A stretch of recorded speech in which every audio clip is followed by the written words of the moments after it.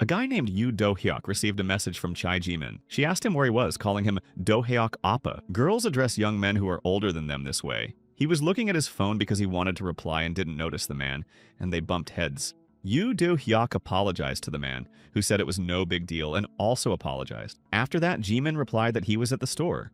He is a freshman and has no friends, but it seems that he has found a girl he likes. Until recently, he could only watch Chai Jimin from afar. They met at a club where they joined to get in shape. While they were working toward their goal, they became friends and started talking about various things. Jimin supported him during training. They could talk about anything. They talked about their favorite books, movies, games, and music, and exchanged little messages and stories. Finally, this weekend, they agreed to have dinner together at his place. So Yu Do-hyuk decided to quickly prepare something to eat. He decided to cook meat with vegetables and also get something to drink so they could have a good time together. Yu Do-hyuk noticed a black tower that looked like a screw. One day, this thing, over 200 meters high, appeared out of nowhere. There are 2,365 such towers in the world. When they appeared, people panicked. Religious and scientific organizations from all countries are studying them. But so far, no one has learned anything, and the towers just stand there motionless. People quickly got used to it, and the interest lasted no more than 3 weeks. Very soon, everyone returned to their normal lives, including him.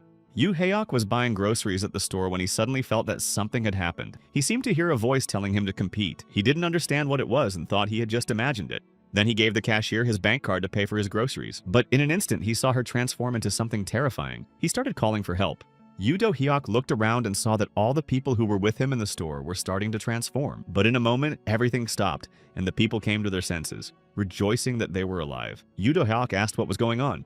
People were happy that they were all right and said they would start all over again. One guy said that this time he would become stronger. But the horror did not end there. He saw the saleswoman deal with a customer and thank them for always shopping there. But she was destroyed by another girl who rejoiced that she could now use the essence. People seemed to have gone mad and began to destroy each other. The man did not understand where his status window was or where his ability was. The girl who had fulfilled the conditions for activating the essence attacked him. He said that he couldn't use the essence yet and that it wasn't time to start. But the girl destroyed him.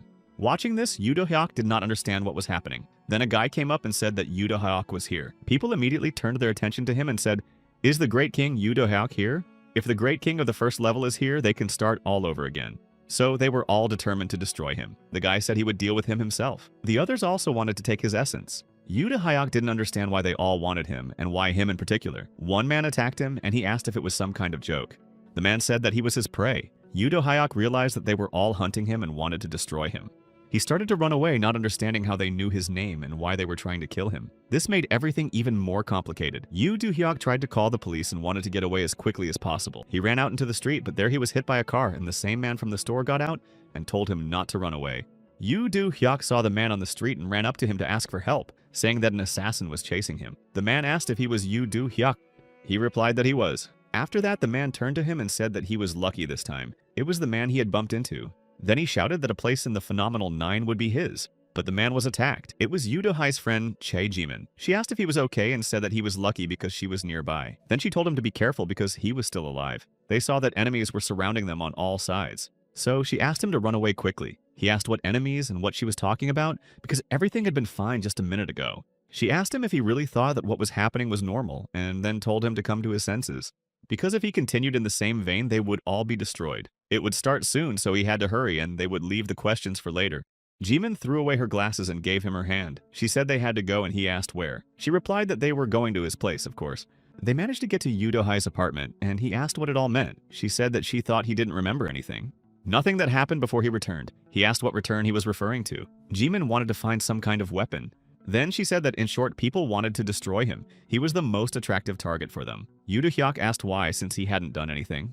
So there was no reason to take his life. She told him to calm down and he asked how he could possibly be calm, especially when everyone was hunting him. She grabbed him and said that in a few hours it would be midnight and someone would come to take over the land. Therefore, he must win the battle and lead the people to destroy the god. Yu Do-hyuk was surprised that he had to do this, but he did not understand how it was possible. He considered himself too weak for that. Then they heard something, and Yu Do-hyuk thought it was an earthquake. Jimin said, "Has it started?"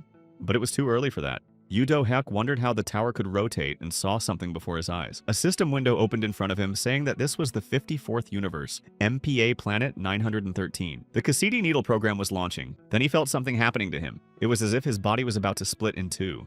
A message appeared on the screen about body enhancement and forced development. The same thing happened to Jimin. When he came to, Yu Do-hyuk asked her what had happened, but saw that she was unconscious. He tried to wake her up and was lucky that nothing terrible had happened. His pain disappeared without a trace, and he grew a little taller. A strange power surged through his hands. Yu Do-hyuk saw a notification on the screen that his body enhancement was complete and that he needed to say the word status to check his abilities. He thought it was some kind of hallucination, but now was not the time to think about it. Reality was reality, so he had to adapt to it. Yu Do-hyuk said the word status and saw his abilities. He had the wolf's eye. Then he asked Jimin what it was. She replied that it was a settings window and that everything seemed to be correct. In the future, it would become tedious to look there, and his characteristics were still at a basic level. He noticed her and said that she looked different. Jimin said that the same thing had happened to him. Their bodies had been forcibly enhanced to the limit. Yu Do-hyuk asked how this was possible and if God had done it. She told him to look outside. They saw that the city was destroyed. He was surprised to see 2 moons in the sky. Jimin said that they were in a multiverse created by the Black Tower. Every time she turns to the Earth, another world is superimposed. Now the people of this world are going through a return. The return means that memories from the future are coming back. As he can see from the future, she has returned, and her memory has returned. Yu Do-hyuk asked what the future meant. She replied that it was different from the future he imagined. God helped the Black Tower appear and forcibly improved people and gave each one abilities. Abilities are called essence. People can take essence from each other. Thus, they were forced to play a dangerous game called enlightenment. It does not matter who started it. From that moment on, only a struggle for life began. Many have died throughout the existence of enlightenment. 9 people stood out among them. Their powers surpassed those of God, and people equal to God feared them and called them the Phenomenal 9. He must remember all this. He was called the Great King. He was the strongest of the 9. Yu Do-hyuk said that this was the first time he had heard of this. If so, then they want to destroy him because of his essence. After that, Jimin flew into the air and said that her essence was as flexible as rubber. His abilities were beyond human capabilities. A total of 2 essences can be obtained. One is given at the beginning, and the other is obtained from the first enemy destroyed.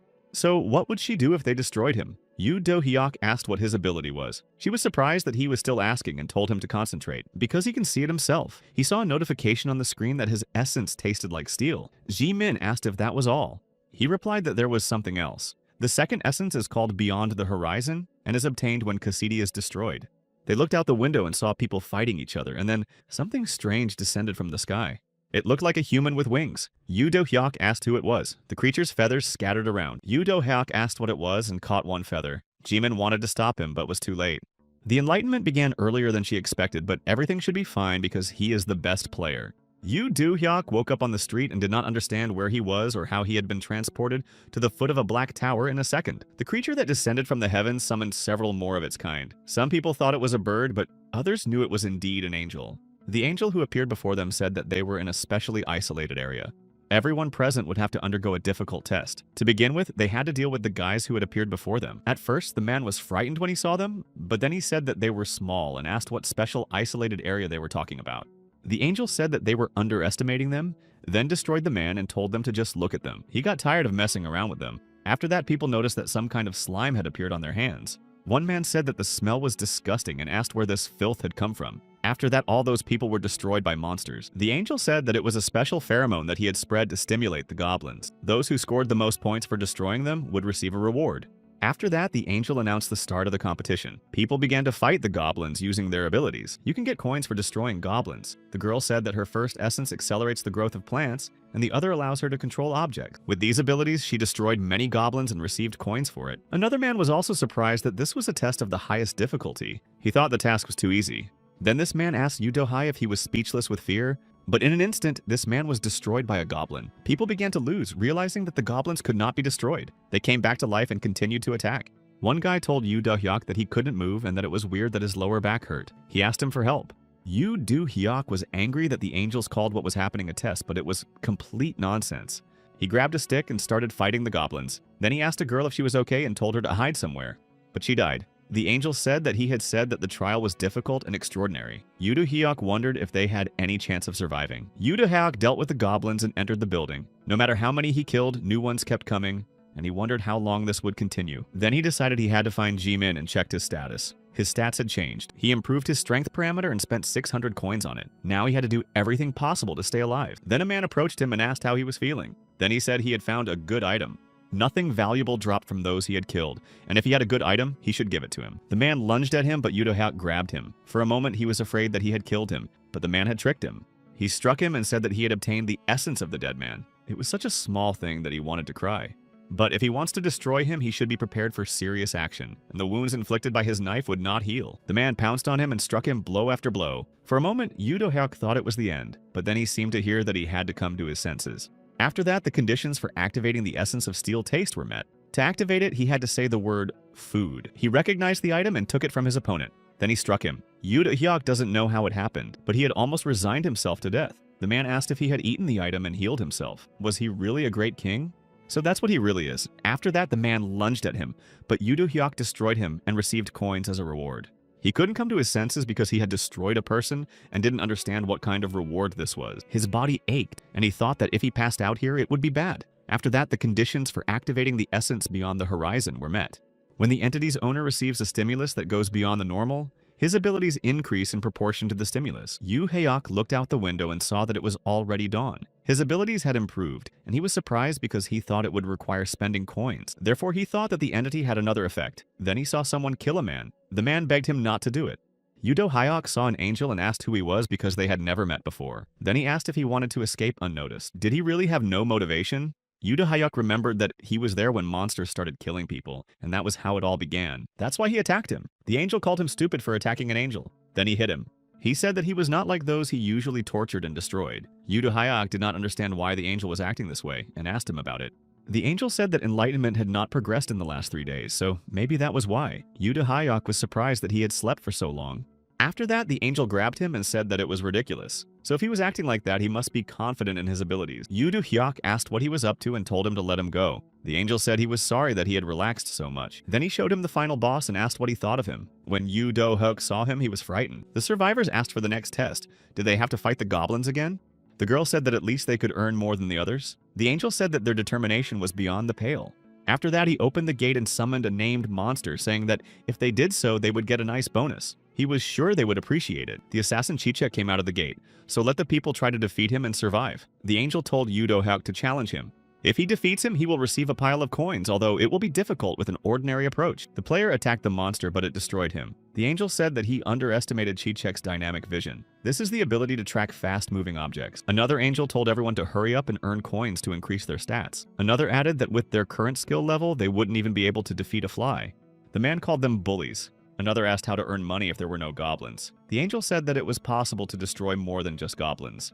Therefore, he declared a hunt for humans. Yu Do-hyuk wondered how much he would get if he took care of that boss. The angel said that he would find out when he challenged him, because he had already thought about it. Yu Do-hyuk realized that there was nowhere to run. If he tried to escape, he would be destroyed, and if he did nothing, he would die. So it was better to choose his own ending. One of the players wanted to attack Yu Do-hyuk, but felt that his body would not move. The angel stopped him and told him not to interfere. Then he tells Yu Do-hyuk that he will tell him about the reward. The item that will drop from him will give him an incredible advantage in future battles. And he guarantees it, so he should take his chance. Yu Do-hyuk realizes that this madman is sending him to his death. People began to discuss that he was going to fight with his bare hands. He must be tired of living or confident in his abilities.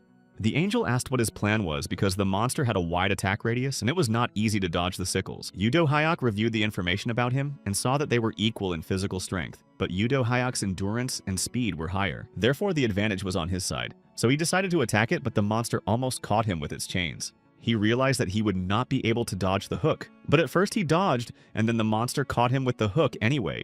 People wondered if he had a plan because he went after the monster with only his fighting spirit. Yu Do-hyuk thought that this time he would surely die. But he was not ready to give up yet. So he decided to use his essence, the taste of steel, and absorbed the hooks, then healed himself. After that, he struck the monster.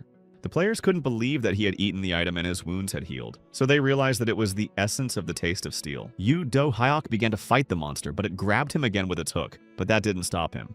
He continued to fight the monster until he completely destroyed it. The players immediately realized that they were facing a great king. What he had done was the essence of a great king. Yu Do-hyuk swallowed the hooks and wondered why he had met these two men. He did not understand how they knew him or why each of them was trying to destroy him, and said that the reasons were unknown to him. But he warned them not to come near him. If they ignored his warning, they should not expect mercy. The people wanted to destroy him because they couldn't lose their chance to become the strongest. But one man pointed out that he had destroyed the monster with his bare hands. So did they really think they were his equal? Were people like them capable of defeating the great king Yu Do-hyuk? The angel said that he was strong and that it was unexpected. He had planned to get rid of him, but this guy took care of Chichek, so he gave him the promised reward. Then he said that he was very interesting. The angel hopes that he will be more active in the future. Then the angel emphasized that everyone had done very well, so it was time to continue the test. As they already know, the goblins were supposed to appear on the second day, but they got a little out of sync with the other areas. While they were having fun in a specially isolated area, therefore, everyone will go together to a 2-level trial test. After that, people noticed that the tower was rotating and the worlds were overlapping again. The angel said that on the 3rd day of the test, they would be waiting for them in a new arena, so let them survive in the special zone. Yu Do-hyuk hid in a car container and thought about how in just 3 days, the world had turned upside down. Jimin was telling the truth. Many people die during the trial, and what is happening is a drama under the guise of a game. For reasons unknown to him, he is a well-known personality here. Everyone wants to destroy him. His ability is to absorb the items he touches. Attacking just for the sake of them is completely reckless. To survive, he needs skills because those he is dealing with want to destroy him. What is happening does not give him the right to give up. He has a secret book of fist and foot techniques that he received as a reward. He must read the book and learn one of the techniques from rank C to rank A. He began reading the book and felt something strange. Yu Do-hyuk obtained an extremely powerful foot technique. If the power of a technique is increased by the degree of mastery, a special condition is activated. He remembered how he used the technique. An extremely strong foot is based on kicks, but would his level of physical training be enough to handle it? So he decided to try if he understood anything. But after striking, he realized that he had not mastered the technique correctly. Yu Do-hyuk wanted a snack and said it was the hook's turn to be eaten. As he ate it, he experienced maximum pain. Every time he uses this ability, a terrible smell appears. He decided to eat the other hooks because the weapon is quite suitable as food. If only the taste wasn't so disgusting. After ingestion, he received a notification that the excess calories would be converted into coins. He was surprised by the possibility of automatic exchange for coins, and if so, then the taste could be tolerated. After that, he decided to get out of the car. He looked out of the container and thought that everything was quiet around him. So he hoped that nothing would happen if he got out. But then he heard someone sneaking up behind him. The guy said he saw him in action and how he destroyed the named monster. Yu Do-hyuk remembered who it was. He had seen him in the store. After that, the guy called him lucky and said that everything was as usual. Yu Do-hyuk asked who he was and how he knew him. The boy was surprised that he didn't remember anything and called him heartless, then tried to attack him. During the fight, the guy asked what kind of useless attack that was and why he wasn't using his essence. Then he hit him. Yu Do-hyuk fell and the guy said he was disappointed. It turns out that destroying that monster was just luck. He must have lost his memory if he forgot how to fight. After that, Yu Do-hyuk activated an extremely powerful foot technique. Then he attacked his opponent and knocked the weapon out of his hands. The guy noticed that he had changed his movements.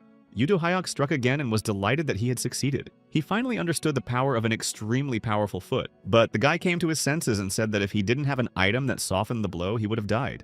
Then he noticed that he was adapting quickly. Yu Do-hyuk asked if he only needed his second essence or if there was another reason, because he probably had enough coins and items to destroy monsters himself. The boy said the reason was simple. Since he had received a divine blessing and lost his memory, he would become the strongest, and he would simply be eliminated so that he would not claim the title again. Everything would happen quickly, and this time he would destroy him. Yu Do-hyuk blocked his attack, and the guy remarked that he was stupid for using the same trick over and over again. Yu Do-hyuk threw sand in his face, which got into his eyes. The guy called him a coward because only he would use dirty tricks. After several blows, Yu Do-hyuk finally defeated his opponent, and his level of extremely powerful kicks increased. The guy said that it was interesting that he defeated him without a weapon, without a powerful item, and even without any memories. But he also received a divine blessing, which he does not remember. He is referring to perfect beings from another world. They interfere in the affairs of their world. The boy laughed, and Yu Do-hyuk asked what was so funny. He said that it was a disgrace and that he was not really that great a king. He is not what he used to be, not number one, not the strongest of the phenomenal 9, not a legendary warrior who rebelled against God, but only a shell. Therefore, he has no chance against God, and next time he will become the great king. After that, the boy died. Yu Do-hyuk doesn't understand what's going on and why he's the only one who doesn't remember anything, so he doesn't know what to do. He took the boy's belongings and jacket and found a map in his pocket. He thought that the god he had heard about was at the marked location. Yu Do-hyuk feels obliged to at least take a look at the one who is considered a perfect being, so he decides to go there. He found a secret place behind the waterfalls and decided to go inside. He became curious to find out what was inside. Then he saw a throne and wondered who was sitting on it. He approached closer and received a message from the goddess Kahura. He must choose her religion and she will guide him. Her voice seemed to sound in his head, and something similar had happened before in his room, but he did not understand what was going on. He was amazed that a stone statue could speak. She said her name was Kahura and that she was the queen of hellfire and the creator of this world. She was the ruler he would submit to and serve with his life. Even if he had previously followed other gods, she would illuminate him with the flame of mercy. And she will give him strength if he swears to serve her, so let him kneel, bow his head, and swear allegiance. He asked if he should bow down before the god who had unexpectedly appeared and forced everyone to participate in a dangerous game, a god who plays with people as if they were chess pieces. He remembered the words of Ji-min, who said that he must lead the people to destroy the god. Then he said that he did not need her blessing and that he was not going to follow the god. After that, he fell down and felt as if he were being squeezed. Kahura told him to crawl on the ground until he developed faith. Yu Do-hyuk wondered if everything that had happened was the work of the gods. Because of them, they compete and destroy each other. Knowing this, he should want to submit to faith. Therefore, he said that he would never submit to God. She asked him why he rejected her, and if he had decided to become a sacrificial lamb, she would take his heart. The goddess Kahura appeared before him and wanted to destroy him. After that, the conditions for activating the essence were fulfilled. Kahura asked why he did not want to submit to her, love God, and choose her religion. He laughed at her, and for this sin he would die. He would be engulfed by hellish flames. But due to the activation of his essence, her power was nullified beyond the horizon. Kahura could not believe that her power had disappeared. After that, she was punished for breaking the rules and lost her status as a goddess. She does not understand why he has a divine essence. After that, the goddess disappeared and the angel sensed danger. The angel did not understand what was happening and said that the goddess Kahura had disappeared. After that, the earth shook and the sky split. Then a power that had lost its master will flare up and burn the whole world to ashes. He asked the angel of power how this was possible. The angel of power said that it happened earlier than planned, but there was nothing to be done. Therefore, he would try to rectify the situation by imposing another world. Then the angel noticed that he had managed to carefully cover the world, and he senses that the strange boy is somewhere nearby. He is surprised that he did not die in the explosion. The angel decided to check if he was alive and found a sword. Then he said that if he had held on a little longer, he could have survived, and it looked like he would have to mourn again. Yu Do-hyuk got out and grabbed him. The angel laughed and said that he had never doubted his special nature. After that, Yu Do-hyuk absorbed the item he had taken from the guy who attacked him and recovered. The angel checked his information and said that he was too ordinary for someone who had survived an explosion. But then he noticed something wrong, so he tried to find something. He looked through all his characteristics and couldn't find what he was looking for. Then he saw something stuck to him and thought it was part of Kahura's spirit. Yu Do-hyuk told him not to touch it. He asked what he was muttering about. The angel said that he had grown up and something like a spirit had stuck to him and saved him. He had weakened, so it attached itself to him very quickly. Then the angel gave him a special reward and said that this time the world had been created unexpectedly. In this world, it would be difficult for him with his level. Therefore, this cube of black fruit would help. Yu Do-hyuk was surprised to receive an aromatic remedy and thought it was another test. The angel said that was correct. The cube could be used for 48 hours. After the time, they would come and exchange the remaining volume for coins, so he should put it carefully in his pocket. Yu Do-hyuk asked why he needed it, and then they noticed something approaching. The angel said that the uninvited guests had arrived. This was to be expected, so he should enjoy himself. Meanwhile, Ji-min defeated the monsters and got another bone knife. Normal items never drop from goblins. She put it in the cube and thought about other ways to get cool items and lots of coins. As before, the fastest way was to kill people. Then she heard someone tell her that she was still collecting junk. A man approached her and said that she hadn't changed a bit and was still as pretty as ever. She addressed him by his name, Kan-hu-rak. She said that if he was going to attack her sneakily, he'd better keep his mouth shut. He asked her why she was being so serious. Then he called her heartless and said that they hadn't seen each other in a long time, and that she was probably nervous without Yu Do-hyuk around. But weren't they friends before he returned? Moreover, Yu Do-hyuk doesn't remember anything, so she should leave him and join his party. He would take care of her if she became his. Then he asked her how she liked his item. This time he dropped out of Class A. Ji-min hinted that he was finished, and he said that it was fine, but taking her with him against her will wasn't a bad idea either. Kang-ho-rak tried to hit her, but she dodged and attacked him in return. He asked if that was her way of flirting with him. Then she grabbed him and he called her beautiful and told her not to play with him. She told him that he would die. After a while, he admitted that he was wrong and apologized for behaving childishly. So he suggested they stop and asked if she had gathered her items. Then he offered her his. She said she didn't want anything to do with him and then hit him. Then she went into the building and a man named Julian told her that he was younger than her and didn't expect anything else. She knocked him out in 2 seconds. She asked if he wanted to have some fun. Julian told her not to look at him like that because he didn't come there to fight. If she knew, he was still gathering a team. She said she had no desire to join his gang. Julian said that it seemed like Yu Do-hyuk was dead because if he were alive, they would have already reported it to him, but the information had not yet been verified. Had she heard about the disappearance of those with 2 souls? He didn't know where he was, but could a guy who lost his memory survive the ordeal? Before his return, he was called the Great King, but he must have died. A person with his essence must always be on guard. Julian offered her to cooperate because he was more suited than others to lead humanity and told her to forget about Yu Do-hyuk. After that, Ji-min ran away from them at great speed, leaving only a trail behind her. Julian said that it looked like he had been abandoned. Ji-min was sure that it didn't matter how strong he used to be. The strong must protect the weak. Then and now are different, because now he knows nothing about this world. Yu Do-hyuk was afraid that he would be destroyed. Ji-min tried to pull herself together. Now she has to gather many items before meeting him, so she continued to destroy monsters, hoping that Yu Do-hyuk was alive. Yu Do-hyuk was sitting in a cave, but someone found him again. The man decided to destroy him with a rock. So he threw a large rock directly at him, but Yu Do-hyuk noticed this and destroyed it, then jumped out of the cave. When he got to the surface, he saw that the man had left his outer clothes and bag, so he thanked him. But he was surprised how someone could leave such valuable things behind. Then he heard people talking. They were delighted to have finally found a place to hide from the sun where they would not even have to use the cube. The man asked if they had any water left and asked for some, but the girl refused because he had just been drinking. He told her to stop joking and asked why she was responsible for the water, while he had to carry a dirty, heavy bag. Another girl asked if anyone had asked him to come with them. The portable altar only gives abilities to the first 3 believers. To awaken them, they decided to work together until they found a victim. And if he didn't believe them, he'd better go there himself. Moreover, he was old enough to understand that everyone was responsible for their words. The man called her a fanatic. Another girl asked them to be quiet because she heard something. She has the ability to be a bird during the day and a mouse at night. Therefore, she can hear and feel more than others and noticed that one user was watching them. So she said that someone was there, only she couldn't determine where exactly he was. Then she gave the girl named Jin-A some water. Jin-A drank the water, and the conditions for activating her essence, the nose of the thief, were fulfilled. She maximized her sense of smell by using the water from her body and said that the smell was unfamiliar to her. Then she said that he was there. The man said that the victim had been found at the right time, so he would bring him. In the meantime, they should prepare the altar. The girl stopped him and said that caution would not hurt. She used her essence again and was unable to find the object, so she told him to stop and not rush. The man asked why he should be afraid and did not notice that Yu Do-hyuk had attacked him. The girls recognized him. Yu Do-hyuk defeated his opponent and took his cube. The girl knew that he had lost his memory and noticed that he was aiming at her cube, or the coins. But there was no point in fighting him. Then Jin-A took out the altar and the girl thought she was right. If they gave him the altar, they would be able to save themselves. But Jin-A apologized to her and struck her. Then she said that she was afraid that she would want to give him the altar and believers must not retreat. The girl asked what she was thinking. After that, Jin-A received God's blessing and rejoiced. She sacrificed her friend and said that she would not give him up to anyone. The god Kakudenal came out of the altar and told her to bow before him, and asked if she was a believer who desired to receive the power of this body. She said that she was, and that she was his faithful believer, Jin-A. Therefore, the god told her to rise. But not all the conditions for activation had been met, and the god was disappointed by her weakness. Therefore, he said that she was too weak, and now she must give her flesh and blood and become food for the god. She said that she had given her blood as a sacrifice, and did not know that there were any other hidden conditions. God destroyed her, and Yu Do-hyuk watched this and saw information about this named monster on the screen.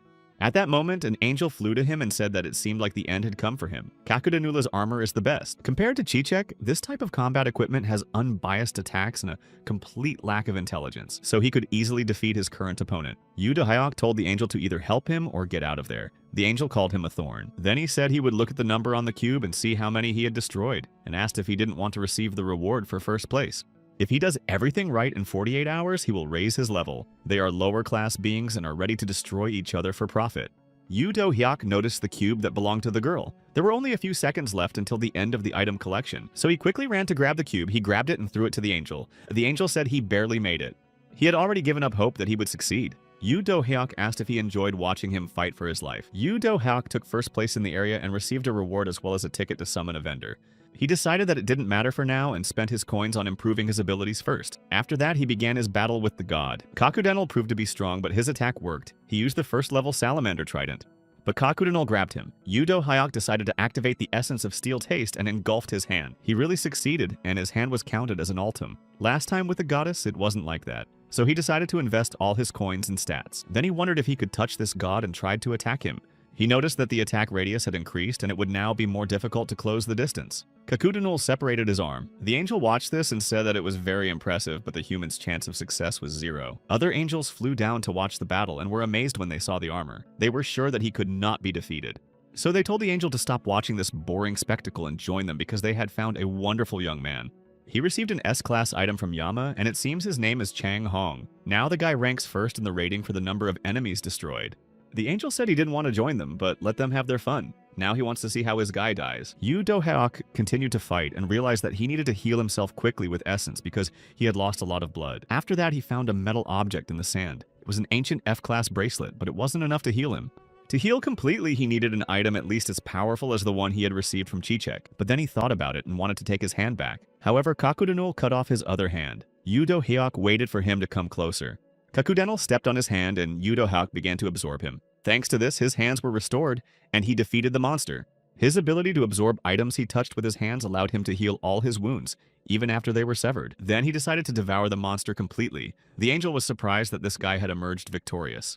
After that, the god Kakudenal expressed his favor. Yudo felt a voice in his head saying that this was very good. Kakudenal unexpectedly rose and tried to attack him. Yudo did not understand why he suddenly attacked him, and then said that it was perfect, so now he would devour him completely, down to the last cell. After that, the divine power nullified the effect of the entity and the object that softened the blows. He continued to fight the monster until the goddess appeared. She said that he was good, and that the last attack was very painful.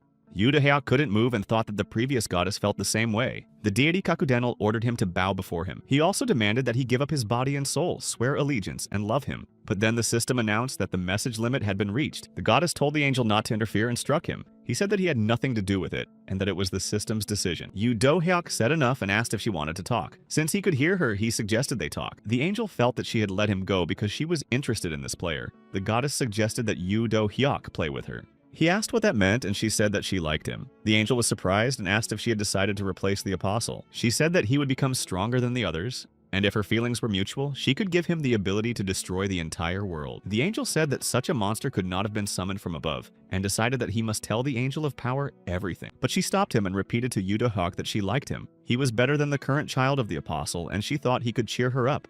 Therefore, she said she would make him an apostle, but he refused. The goddess asked why he had suddenly changed his mind, or if she had heard her correctly. Did he really not want to become an apostle? Yudo said he would not believe the words of a god like her. The angel asked if he had lost his mind. The goddess said that he should perish then. Yudo said that Kahura had said the same thing, and that he did not want to listen to their nonsense about granting power, demanding only that he bow down before them. Moreover, she certainly cannot destroy him because of the rules of the system. He still felt anger towards gods like Kahura, and wondered if it was because he had destroyed one of them in a past life. Yudo called her spoiled and insolent. He has no intention of devoting his life to such a frivolous creature as her, and he does not accept her as a god. She approached him and said that she liked him and would make him her property. She asked him why he was trembling and what was wrong with him, and said that a god should not interfere in the affairs of non-believers and those who do not pray to him. But before the system makes a decision and something happens to him, she will get into his mind. The goddess laughed because he was trembling with fear like a leaf. She had a feeling that he was about to stop breathing. She asked him if he thought she was terrible for squeezing him so tightly that he couldn't move. Only a fool would be rude and refuse her. So here is a gift for him, a tattoo, the sign of a true god. It was different from the one the woman who had been eaten had. With it, he would never forget her. Yudo received the symbol of the kiss of the god of battle. Then she said it was time for her to go, but they did not say goodbye. Yudo breathed a sigh of relief that she had finally freed him from her captivity.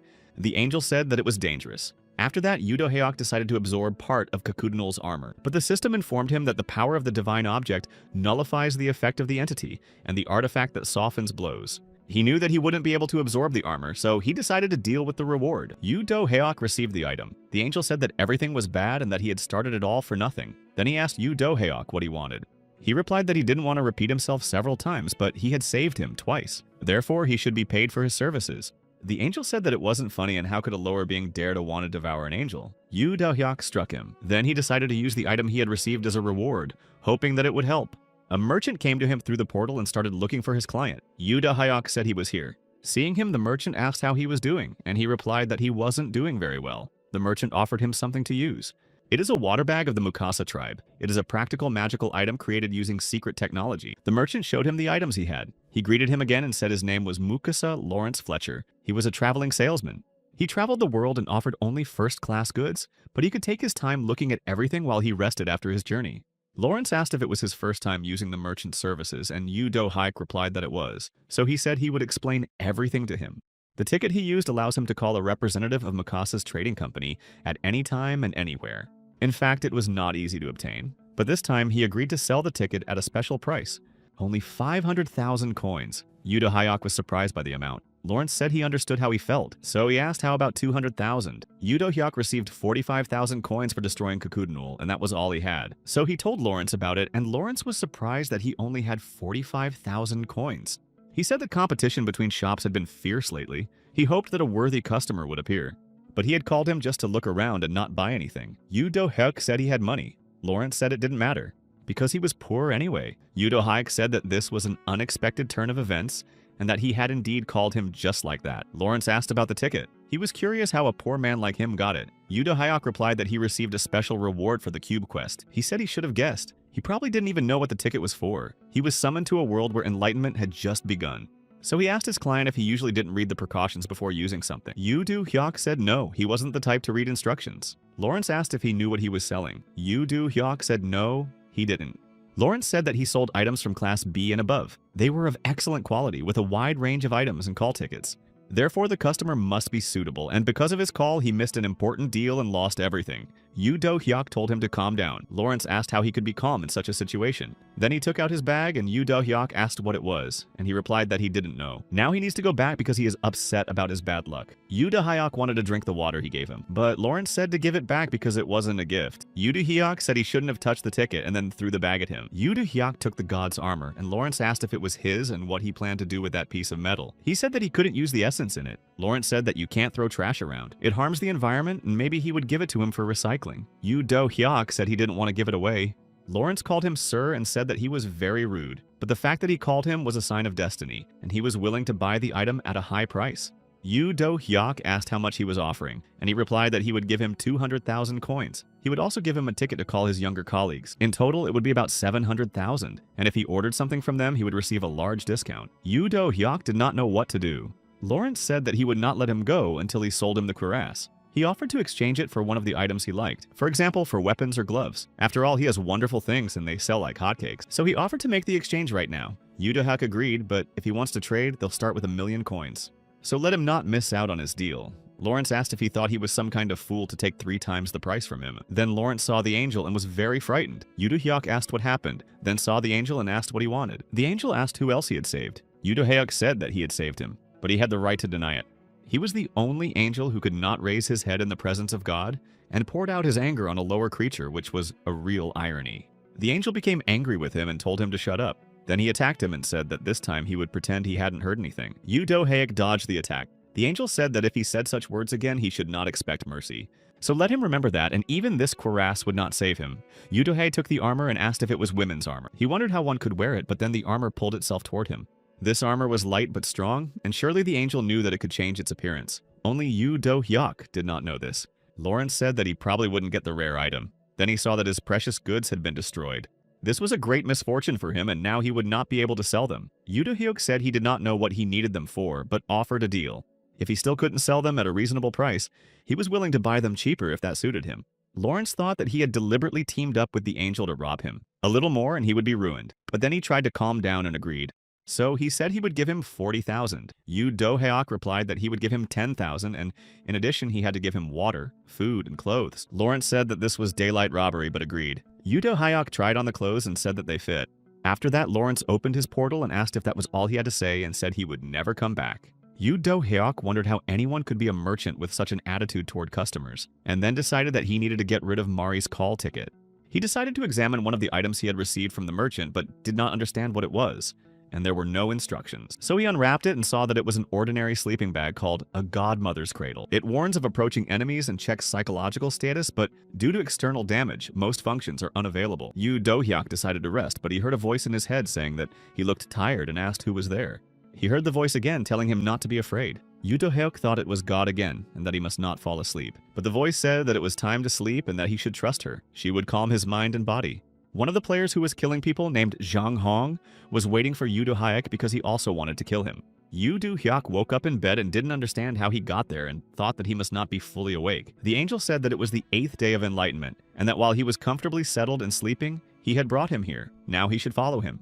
Yu Do-hyuk asked what the noise was, and he replied that it was the sounds of the game. While he was cooling off, the tournament between the zones was already coming to an end. As always, the winner would receive a wonderful reward, but if he did not want to die, he could refuse. It so happened that everyone except him had either retreated or died in a duel with one person, so now he was his only opponent. Therefore, the final battle was between them. Zhang Hong told him to get up in the arena for battle, and that by destroying him, he would prove his strength and abilities. Yu Do-hyuk revealed his status, and the angel asked if he was afraid of him. He replied that of course he was afraid, but how could he give up now?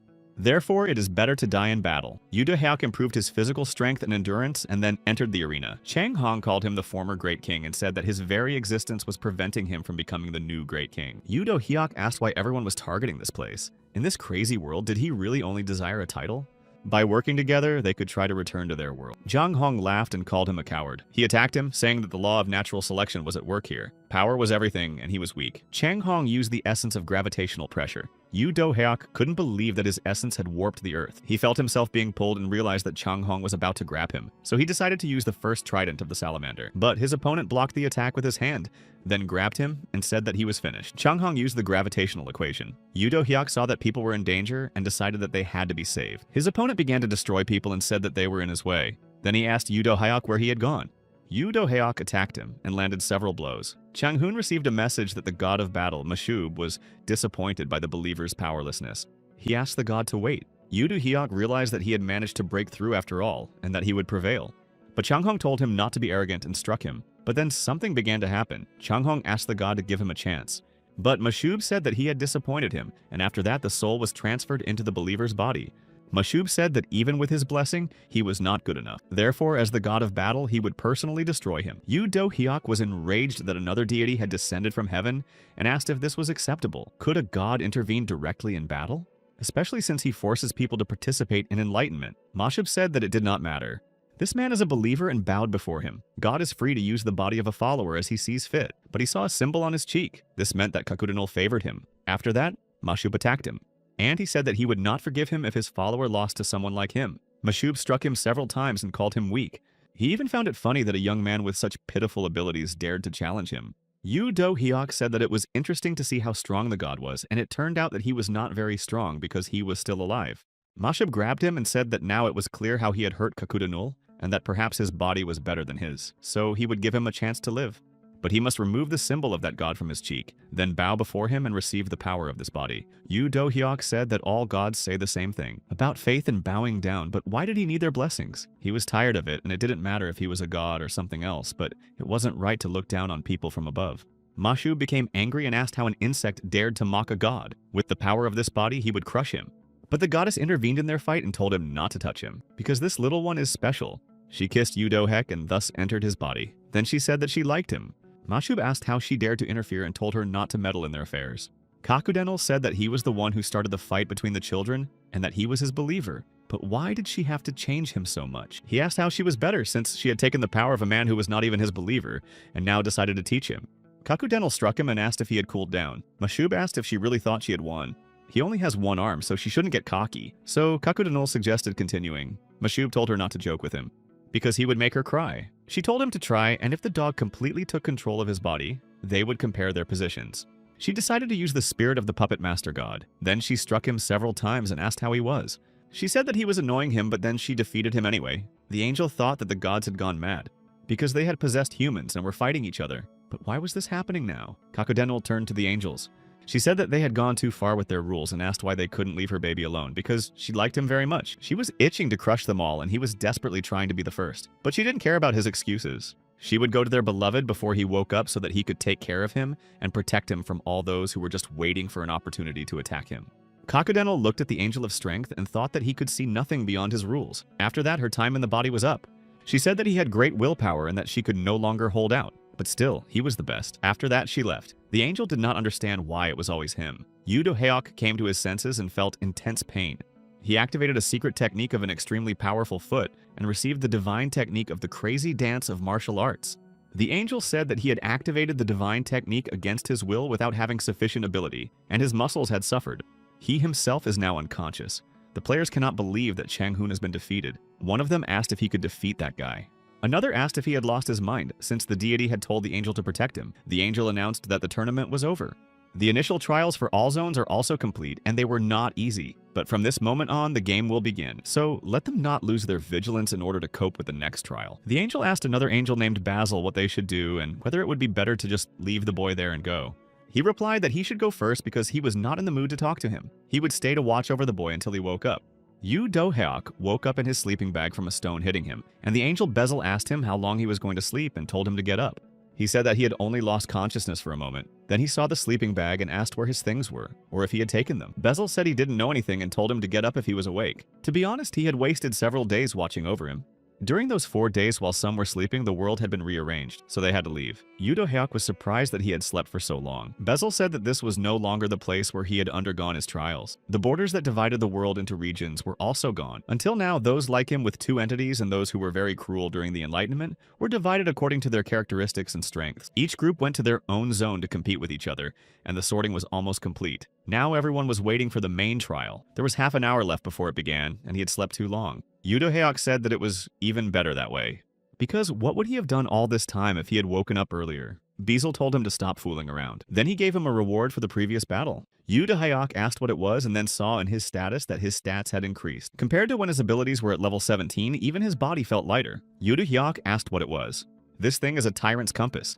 It points to a person with the same or similar needs or desires as the owner. Desires refer to needs other than the instinct for survival. Yoo Do-hyuk opened the compass but said that there was no reaction at the moment. He has many desires, for example, money, career, and popularity, but now none of that matters. He only wants to find Jimin. Instead of reflecting, you need to move forward. No matter what the main challenge is, he will definitely not give up. Yoo Do-hyuk jumped off the cliff and landed with the help of an extremely powerful foot technique. His body's physical abilities are now so incredible that he cannot stop competing. His compass is not responding, and if he wants to go to the Black Tower, there is a high chance that he will stray from the path and get lost. Therefore, he would really need the paths of animals or the tracks of other people right now. Then he saw that the color of the ground was different in one area. He wanted to touch it because he thought it was someone's footprint, but then a giant monster climbed out of the hole. Yoo Do-hyuk didn't know what to do, so he decided to run away. This monster was not an item, and he definitely couldn't defeat it with his abilities. He ran away thinking that the monster had given up and left, but then he saw that it was still there. This monster was too big for a crab. Therefore, for his own safety, he has to avoid the strange colored stone. Yoo Do-hyuk doesn't notice that someone else is approaching him. A giant bird grabbed him, and Yoo Do-hyuk said that something was wrong again. Then he realized that it couldn't swallow him either. He broke free and fell, but there he was grabbed by a giant lizard. Yoo Do-hyuk couldn't believe that this had happened again, and decided that he'd had enough. So he struck the lizard and destroyed it. Yoo Do-hyuk realized that this world belonged to monsters. Then the monster that had been chasing him approached him.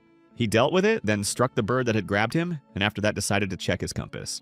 But there was still no reaction from it, and he did not know where to go. In his opinion, the world had been turned upside down. Kakudenal said she would give him a wonderful remedy to restore his strength, and he received an item from the deity. The goddess told him to take it, and his energy would be restored immediately. But he decided not to do so and threw the remedy away. Then he said that he would not talk to her, and that she should also be kind and not talk to him. He felt as if the ordinary everyday life he had led just a few days ago was a mirage. He never thought that his trips to university, jokes and arguments with friends over trifles, falling in love and cooking would become routine. Nor did he think that going to the gym for the sake of someone he liked would become routine. He shouted for them to bring back the world he knew, but his scream was heard by the monster. Yoo Do-hyuk tried not to catch his eye. After that, the compass reacted to his desire. And what he wants is at the end of the beam, so he decided to set off right away. If the compass was to be believed, what he was looking for was somewhere around here. He saw a notification on the screen that there were only a few minutes left before the test began. There were people in that place, and they were probably all from the same team. One of the guys shouted to another that it was too dangerous to enter the cave. Those who had already tried had died, and if he wanted to get in, he had to go first. But the guy didn't have time to finish, because the person he was talking to hit him and told him not to point his finger at him. He told the other members of the team that they had survived the ordeal only thanks to Julian. Some of them wanted to say something, but he asked them to be quiet and said that the most valuable item was there. They didn't have time to figure everything out. When the main test begins and it appears with his essence, there will be no problems, but what about them? So let him take it and report from time to time on this device about what is happening. And now we need to move forward and find the item as quickly as possible. Then he said that a rat seemed to be approaching them and told him not to hide and to come out. Yoo Do-hyuk came out and said to wait a minute because he did not plan to fight. The man asked who he was but then recognized him. He admitted that he did not expect to see the great king in such a city. Therefore, he decided to introduce himself. He was Kim In-ho, Julian's subordinate. He was glad that he had survived the ordeal, but unfortunately, he had also survived. Moreover, his memories remained with him. Kim In-ho attacked Yoo Do-hyuk and decided to absorb his weapon. Kim In-ho asked if he thought he didn't know his true nature. Yoo Do-hyuk wanted to attack him, but Kim In-ho grabbed his leg. Yoo Do-hyuk was surprised that he did that with his physique. Kim In-ho said that his true nature allowed him to walk anywhere, even on water. Then he decided to check when the trial would begin. He saw that there were less than 2 minutes left before the trial began. Therefore, he wanted to deal with him as quickly as possible. Yoo Do-hyuk grabbed his arm, but he told him that he wouldn't be able to do anything. Yoo Do-hyuk asked if he was in a hurry.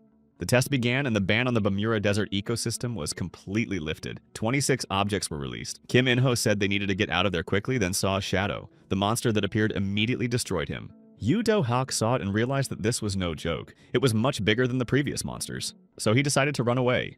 He opened the status and saw that it was Setica, a humanoid plant that appears where the sun shines. In places where sunlight does not penetrate, it falls into suspended animation. Yu Do-hyuk tried to find a dark place, and a cave was perfect for that. Then he heard a voice warning them not to come in, but it seemed that the warning would not reach them until they died. Everyone who comes here is just wasting their life, so let them attack him and not waste time. They wouldn't have the courage to come out anyway. Yu Do-hak said he wasn't looking for a fight and only needed shelter, but if he attacks first, they'll have to fight. Then the voice told him to wait a minute and asked if he was really Yu Do-hyuk. Yu Do-hak thought that it must be someone else who was interested in him. The man told him not to come any closer, because if he touched him, he would die. Yu Do-hai asked what had happened to him and why his body was like that. He replied that it was flickering jade, so he should be careful. It would start to crumble as soon as he touched it, just like the others. He was lucky because his essence was reborn, and thanks to that he was able to survive. He hadn't seen him in a long time, but it was him. The man said he was very happy to see him, and that his daughter would also be happy to see him. Yu Do-hak asked what daughter he meant. So the man said that it seemed that the rumors that he remembered nothing were indeed true. Then he said that his name was Cho Min-gu. His beloved daughter's name was Hai Yeon. Fortunately, Jade couldn't get to her because he had placed her in a core that he had installed in the frame. Therefore, other objects cannot touch her, and until she regains her essence, he protects her from outside attacks. This time, he must save his daughter. Cho Min-gu asked if he was hungry. He had plenty of supplies here, but he should beware of the jades around him. Yu Do-hyuk swallowed the equipment, and Cho Min-gu said that it tasted like steel and that he was the same. Then he asked if he would like to try the meat. It was the meat of a giant crab on a spit, so he should eat it while it was hot. He had taken it from one of the enemies who had come here. It must be very tasty. Yu Do-hyuk decided to try it, and Cho Min-gu asked if it was delicious, and he replied that it was really tasty. Then he asked what his relationship with him was and what he knew about him. Cho Min-gu said that he was a benefactor who saved his daughter's life. They met him before returning on the 8th day of the trial. Cho Min-gu ran away with his daughter from the monsters. His daughter couldn't run fast. Cho Min-gu told her to run faster so they wouldn't die. Then a monster approached them. But suddenly he appeared before the tireless and invincible goblins and dealt with all the monsters without even blinking an eye. After that, he led them to a cave where other people were, including Ji-min, who praised him for his excellent work. He introduced him to his daughter and everyone else and said that from now on they would be part of their team. So now they were also their family. Everyone immediately noticed Hee-yeon and asked her name and if she played sports. A man also approached them and said that it was safe here. They didn't want to fight unnecessarily, and he needed some extra hands to set up a barricade. That's how they became part of his group and found a place to stay. Until then, all they had thought about was how to survive. But after meeting him, their anxiety turned into hope for a full life in a new world. But soon they were left alone. The group that took them in was a place where cooperation, trust, and peace reigned. The number of members grew every day, but other teams conspired against them. They waited for an opportunity to attack, and when he left to defend the stronghold, they attacked. To carry out the plan, they sent a girl who said she had escaped from bandits and asked for help. The members of the group asked her to step back a few steps, raise her hands, and not move, and asked if she was alone. Then a man came out to check that she had no weapons. Another told him that raising her hands would not save him. But the guy said not to worry about it and told him not to do anything suspicious to her, and then she would get some hot food. So he said he would quickly check her, and they would go inside because it was cold outside. But the girl attacked him. She also dealt with the other guy and then went inside with the rest of the team and said that the party was starting. Cho Min-gu returned and saw that his daughter had died. Yu Do-hak ordered the survivors to wait and went out into the street. When he returned, he didn't say a word, but words were unnecessary because he was covered in blood from head to toe. Then Yu Do-hyuk said he was leaving and that he didn't care if they followed him or stayed and joined the other groups. Now everyone was on their own. Cho Min-gu said he couldn't leave his daughter. Even though he had saved them once, he hoped she would forgive him. Cho Min-gu had lost the meaning of life, so he didn't want to go anywhere and only dreamed of death. But because of his nature, all attempts at rebirth were futile.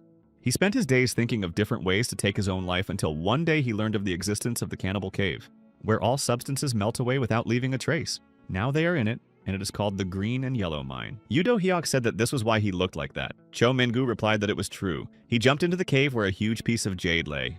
His body melted and then was reborn. The same thing happened again and again. He struggled with pain and suffering and sank deeper and deeper into the jade, until he touched his heart with his hand and absorbed the mineral. And when he came to, a membrane of light protected the jade from disintegrating.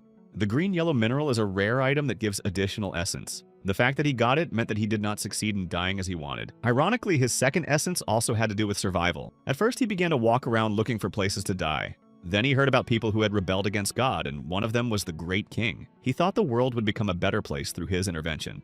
The last thing he remembers is someone telling him to wake up. The voice told the souls of the defeated that he would give them a second chance and preserve their memories. And then he found himself with his daughter in his world. After that, he and his daughter ran without hesitation into the cave when they found themselves here again. He jumped into the jade again, took the mineral, and forced his daughter to swallow it. Presumably due to unexpected contact with it, she lost her mind.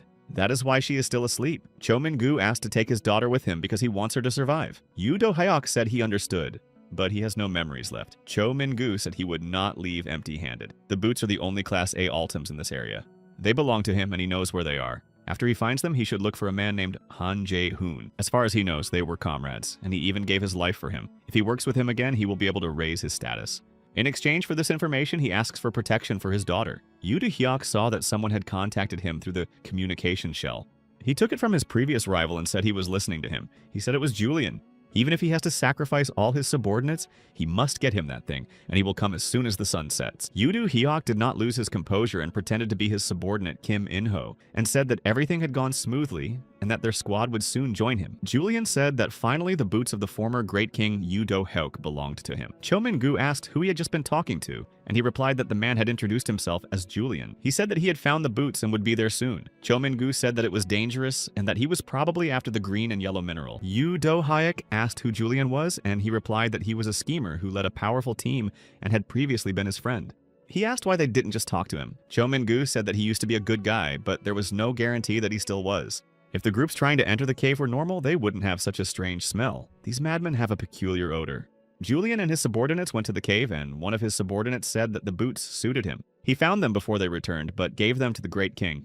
Then he corrected himself and said that they belonged to the former Great King, so they returned to their rightful owner. Julian thought that Yoo Do-hyuk was the first to find them. If it weren't for the essence that allowed him to survive critical moments, he would have died. It was Yoo Do-hyuk who defeated the named monster, the sacred mummy that guarded the item, and also dealt with the pterosaur. His companions could not defeat it. He did everything on his own. This fighter seemed to have been born for this crazy world. Such was the Great King. He did not allow the weak to shed their tears and blood, and everyone agreed with his words. Julian also made this mistake because he thought they were his equals, but the thing is, Yoo Do-hyuk took a step back, all in order to fit in with those around him, and even he was weak compared to him. But now everything has changed because he has received the shitblets. And now Yoo Do-hyuk is no longer special, and when Julian gets the item that gives him a second essence, he will become special. They almost reached the cave, and the subordinate looked through the binoculars and said that no one was there, and In-ho was not there. Julian said not to lose vigilance. When they reached the cave, the subordinate went inside and called out to In-ho, saying that it was Ivan. Julian decided to contact him through the shell. Ivan told the others to go inside and shine a light, but Cho Min-gu came out and said they were too late. He had already given the mineral to his daughter, so they should leave. One of the men asked who he was and told him not to bother him and his companions. Cho Min-gu told them not to come closer or they would die. The man replied that he would try once and attacked him, and his body began to disintegrate. Julian said not to waste time and burn everything there. Cho Min-gu begged him not to do that because his daughter was still asleep. But Julian said not to interfere because this precious stone could not belong to someone like him. But then he heard someone calling him through the shell and decided to listen. He heard a familiar voice saying that he wanted the stiblets, and asked if he would give them to him. Julian replied that they belonged to him. Yoo Do-hyuk asked if this was really true, and then challenged him to a fight. If he won, he would get his essence, and if he lost, he would return the shoes. Julian told him not to waste his time, and didn't know what to do. Yoo Do-hyuk came out to them and called him an envious person who didn't even have the courage to fight. All he could do was steal other people's things. Hearing these words, his subordinates did not understand what was happening, but they recognized that he was a great king. Julian was enraged by these words. Yoo Do-hyuk asked what was wrong and why he felt ill. Then he ordered his men to attack the essence and the stiblets. He ordered Ivan to do his job and thought about how his target was now the green and yellow mineral. But now there was someone here who had a taste for steel. Therefore, he did not know what to choose. But then he decided to attack him anyway. However, Yoo Do-hyuk immediately struck him. His subordinates also attacked him, and Julian asked what was wrong with them since he was alone, so let them defeat him with their numbers. One of his subordinates said that he had just looked at him. He possesses the essence of the Gorgon's gaze. Everyone who looked at him began to turn to stone. Julian's subordinates surrounded him on all sides. Yoo Do-hyuk fought off the attack and absorbed their weapons. A subordinate with the gaze of the Gorgon Medusa crept up to him to attack, thinking that he had succeeded. But Yoo Do-hyuk immediately destroyed him and absorbed his weapon. The wound he had tried to inflict with his gaze began to disappear. The subordinate saw that he had absorbed the weapons and all his wounds had disappeared, so they began to flee. But then Julian entered the battle. He fulfilled the conditions for activating the essence of magic release and said that he had reappeared to stop him. Yoo Do-hyuk said that he had no idea what he was talking about. Julian did not understand how a guy with no memories could knock him off his feet. He wants to defeat the Great King, but he began to lose to him and Yoo Do-hyuk struck him hard and Julian lost consciousness. Yoo Do-hyuk felt a sharp pain in his arm. Cho Min-gu asked if he was okay, and he replied that he was and that he would feel better soon. Meanwhile, Julian found the goddess's pills that Yu Do-hyuk had thrown away next to him. One pill erases thoughts and emotions. They also activate suppressing abilities. They have side effects, but now is not the time to worry about such things, so let him eat them quickly. And after that, he would be happy. Julian ate the pill and felt incredible strength. Magic overflowed him. He turned into a monster and said he felt like he was at his best. Kakudenul said that was what he needed. She had prepared them especially for him. But why did he throw them here? Julian said that it was very good that the pain and suffering were over. He grabbed Yu Do-hyuk and said that he was the former great king who would never recover and would no longer be able to use his essence. Therefore, he was no longer worthy of being called a great king. Julian damaged his hands and then wanted to do the same to his legs. After that, he used his magical 6 arms and began to strike Yu Do-hai blow after blow, saying that his armor was very strong. It was excellent material, so he would take the cuirass for himself. Cho Min-gu said that things were bad. He was going to give this dagger to Barakita's daughter, Hai-yeon, but thought he should help Yu Do-hyuk. Julian wanted to cut off his hands because they were causing too many problems. Yu Do-hyuk began to scream, and he said that his screams were music to his ears. He knows him very well, and without his hands, he won't be able to use his essence, so how can he live like that? Yu Do-hyuk remembered Jimin's words again. However, she told him to come to his senses. He remembered all the opponents he had to fight. And then he said that everything was true, but he could fight. Julian said that in this life he would be the hero, not some weakling like him. So if he was weak now, he should behave as he should. But then Cho Min-gu decided to help him. He jumped on Julian and hugged him. Julian asked what he was doing. Cho Min-gu said that it didn't matter how strong his magical armor was. But the flickering jade would melt it, and he would hold on until his essence ceased to function, or until the jade completely consumed him. Cho Min-gu threw a dagger to Yu Do-hai and asked him to take care of his daughter. Julian lost his power, and Yu Do-hai's hand touched the dagger. He absorbed it and was completely restored, then immediately struck Julian and asked if he really knew him as well as he claimed. But in fact, he was very wrong about that. Yu Do-hai struck him and destroyed him, and as a reward, he received 5,076 coins. He was surprised why so many, because isn't 17 coins given for killing a man? Kakudenul asked him how he was. She asked if he wanted to eat one of the pills. He said that they had made the boy that way and that his pills were dangerous. So he decided to hide them, but then he heard someone crying. He went closer and saw Hee-yeon sitting next to her father and crying. She said that this couldn't be happening and asked why it had happened. Yu Do-hyuk approached her and she recognized him. Then she ran up to him, hugged him, and asked him to tell her why her father looked like that. Yu Do-hai realized that this was his daughter. Cho Min-gu had died, and they buried him. Hee-yeon thanked her father for everything. She left a lock of her hair with him and said it was time for her to go. Then she asked Yu Do-hyuk if she could go with him. He replied that her father had asked him to take care of her. She thanked him and suggested that they fight their enemies together again. Yu Do-hyuk said he didn't remember how it was before. Hee-yeon replied that it didn't matter, and he told her to do whatever she wanted. But then he noticed a guy who had sneaked up on them and hit him. Ivan said it hurt a lot and asked how he noticed him. Yu Do-hyuk said that people like him sound like animals, and if he wants to live, he should leave right now. He said he couldn't live alone in this neighborhood and asked him to tell him what to do. Yu Do-hyuk asked if he should repeat his punch. Ivan said that he had overheard Julian talking about a place called Katla. There, one could earn influence points. Katla is a city that appeared after the start of the main trial, the Commandment Under the Sun. It appeared in the desert as a result of the merger of the 3 needles of Kasita. Similar cities have sprung up in desert areas around the world, and people go there to gain knowledge and power. His boss, Julian, was also going there. He knows the way, and it only takes 6 hours to get there, so he must need information. Yu Do-hyuk agreed and said he would take them to Katla. They need to find shelter before sunset and gather their belongings. Ivan said there would be an oasis on the way. They could gather food and water and admire the beautiful scenery. They would get there before dawn, but the main thing was to stay away from the giant cacti. Yu Do-hyuk told Ivan that if he tried to betray him, he would destroy him without hesitation. Ivan asked him not to joke like that. Hee-yeon said she was ready, and Yu Do-hyuk replied that that was great, so they set off. Yvonne said they would take a safe route, but they were attacked by monsters, and Hee-yeon asked if this was such a safe route. Ivan replied that the monsters here were small, so everything would be fine. Hee-yeon saw that Yu Do-hyuk was in danger and decided to protect him. Yu Do-hyuk said that she was a good fighter. Then he asked if she was hurt. She replied that she was fine because she had an ace up her sleeve. Then Ivan called them over. Ivan said that there was an oasis over there. Meanwhile, the man in that place said that he was not guilty and did not know that it was the same place. But the guy attacked him. He asked if, even if he knew, didn't his mother teach him that breaking into someone else's house is a crime? There are people like him walking around, and he's fed up with it.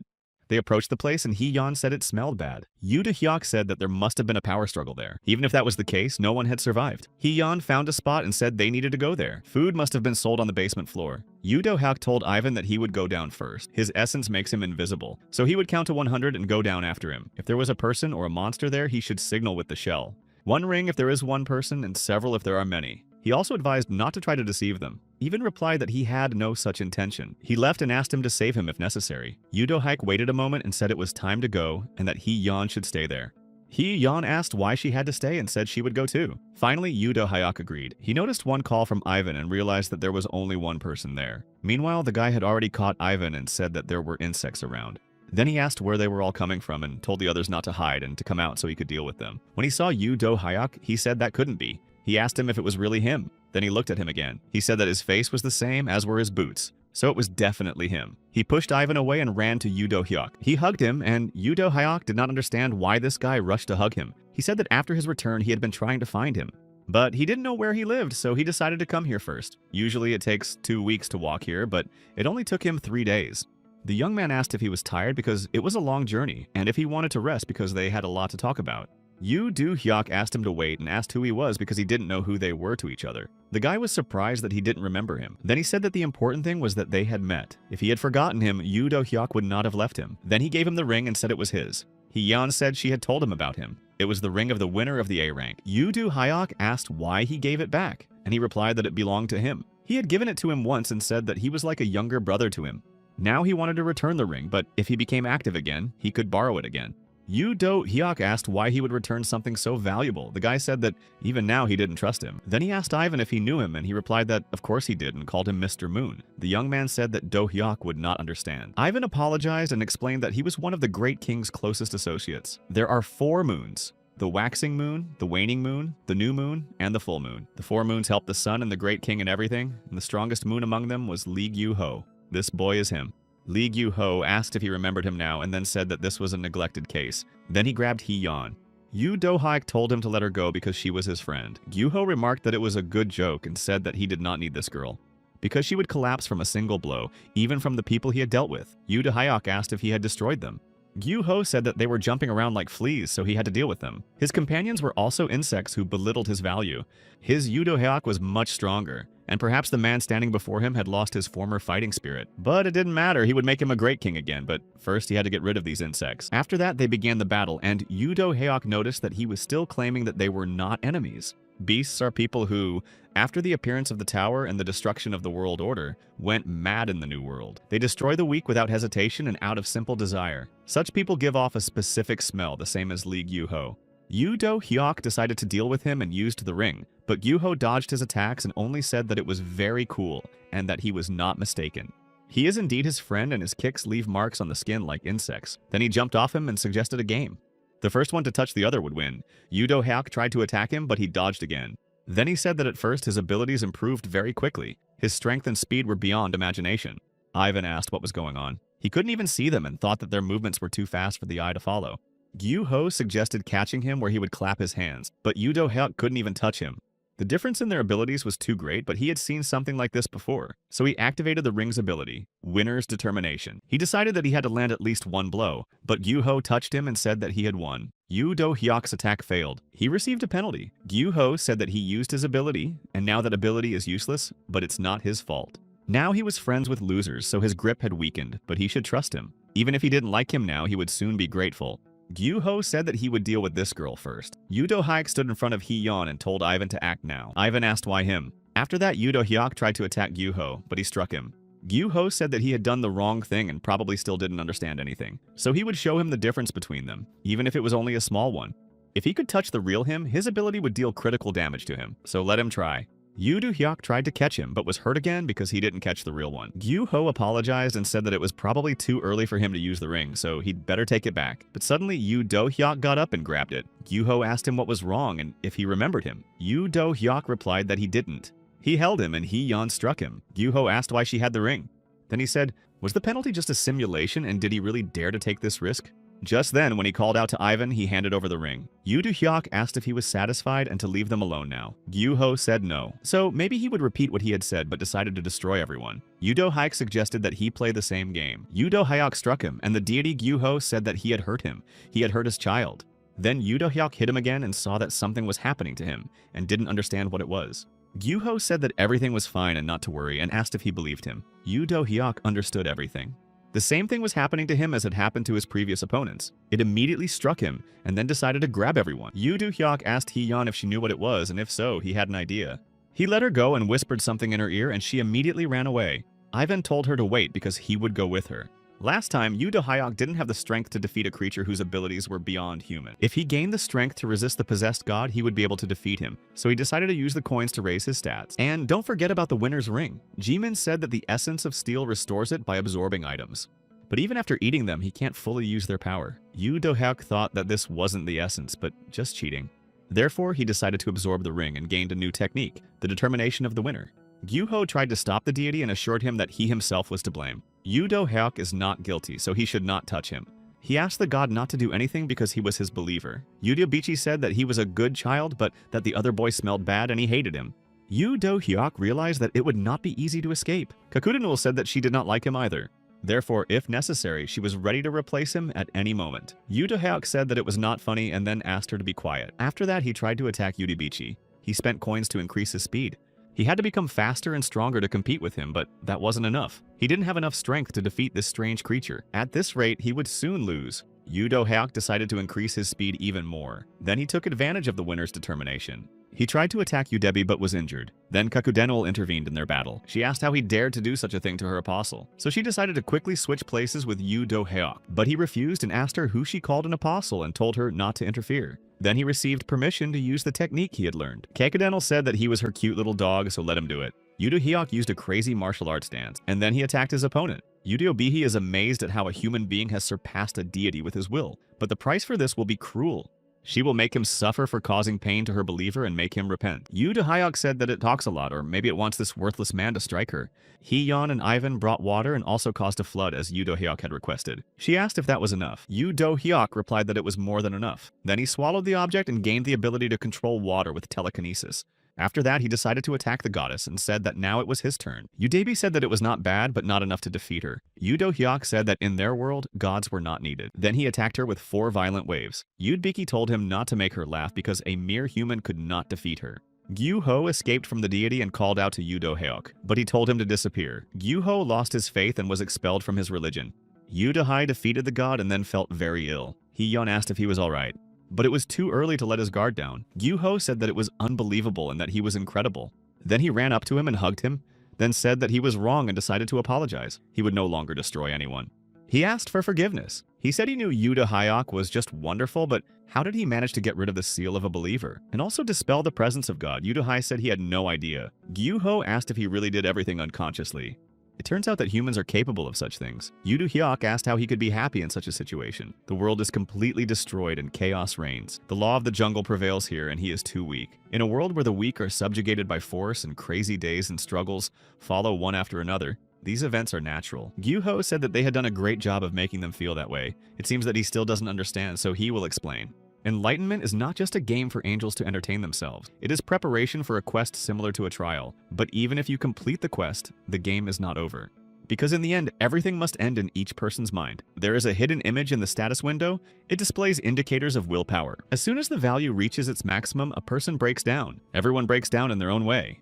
It all started with the chief god Kasita, who took over the earth. In a world ruled by gods, there is only one law, and the strongest survive. This is the rule of natural selection. Only when the will of humanity is broken and everyone adapts to the new order, will the game end. And the world will be ruled by a representative of the strongest god. But enlightenment continues on Earth because there is one person left, whose willpower had not been broken. Before his return, no one knew about this. Everyone believed that the goal of the game was to destroy God. Those who continue to think this way have set their sights on the Great King. He overheard something from the angels because after their return, everyone was doing nothing but putting forward hypotheses. Gyuho heard that Yu Do-hyuk had led the people and become the Great King. He thought that with such a leader, the world could return to normal. Yu Do-hyuk said that it seemed that what he had done before his return had been meaningless. Gyuho said he didn't know, but that it didn't matter. After all, he was now at a higher level, and many would not be able to repeat his achievements. Besides, he was his Hyung. He had been the best, and he remained so. Together with him, he would become like that again. Hayayeon approached him and he asked her not to make her stand up, because he wanted to rest well and then go to Kotlu. After resting, they went to the city. There was a man who said that they couldn't even imagine how miserable their lives were and called them fanatics. They noticed a mark on the man's cheek, probably a brand. He said that they did not even know where they had ended up. Before them lay the holy land of the deity Aruga, and the road to Katla was closed to them. This man destroyed Ivan. Before that, they reached the entrance, and Ivan said that they had to pay to enter, so he offered to help negotiate. As soon as he approached him, the man jumped out. Ivan greeted him and asked if payment was required for entry, and if so, that it was no problem. But he did not listen to him and immediately destroyed him. Gyuho asked what to do now, because they did not have enough money, but they meant nothing. Due to the blessing of another god, Yu Do-heok would not be able to enter. This part of the region was ruled by the god Aruga. The city itself had been summoned from another world, so that believers would force others to follow the commandments under the sun. Like the earth, they did not pass the test and were given the role of rulers of this place. They can be compared to angels. There are 2 ways to get there. Every day you need to sacrifice the appropriate number of coins, and by choosing the religion of the god Arga, you can become a full-fledged resident of the city. You will need to collect the maximum number of influence points, and then you will receive a part of the city. Then the trial will end and the Bamurti will be able to return to their world. In short, that's how it is. Yu Do-heok thanked Gyuho for the explanation and said that he and Hee-yeon would go first with their belongings. Then he asked if they had coins to get inside. Gyuho said of course they did and promised to look after her. Hee-yeon wanted to stop Yu Do-hai, but Gyuho took her by the hand. Yu Do-hai asked them to take care of each other. He defeated the man standing at the entrance and then decided to use his item to climb down to them. Yu Do-heok climbed to the top and thought that he should probably go there, but then the same angel appeared next to him. He asked him why he was there. The angel said his name was Bezel, so he should call him Mr. Bezel. Yu Do-heok said that he had not been allowed to pass because of the mark, and that his companion had been killed. He could not wander the desert forever. Besides, there was a dangerous monster there, and this world had belonged to them from the beginning. So if this was God's land, where was God himself? Bezel said that he thought he wasn't all there. Yu Do-heok replied that he knew, and then jumped down. He received the achievement of the first villain, and also received the achievement of saboteur. Bezel thought he was interesting. Hee-yeon received a mission at the entrance and asked what it was. The man told her that it was her mission, and that her IQ must be so low that she couldn't read. Her mission was to secure victims for sacrifice and bring 1,000 children under the age of 10 to the temple of the priest Kadeli. She did not like this mission and became angry with the man and wanted to attack him. But Gyuho stopped her and said that they would do everything in the best way possible. He thanked her and said that the mission was wonderful. Hee-yeon asked if he was out of his mind and why he agreed to it. He told her to leave. Then he grabbed her by the throat and told her not to scream and to listen to him. In this community, natural selection prevails, and it does not matter whether you are a human or a Bamurek. Without strength and power, everyone is considered trash. He has no idea how the commandment under the sun will end if the city is taken by force.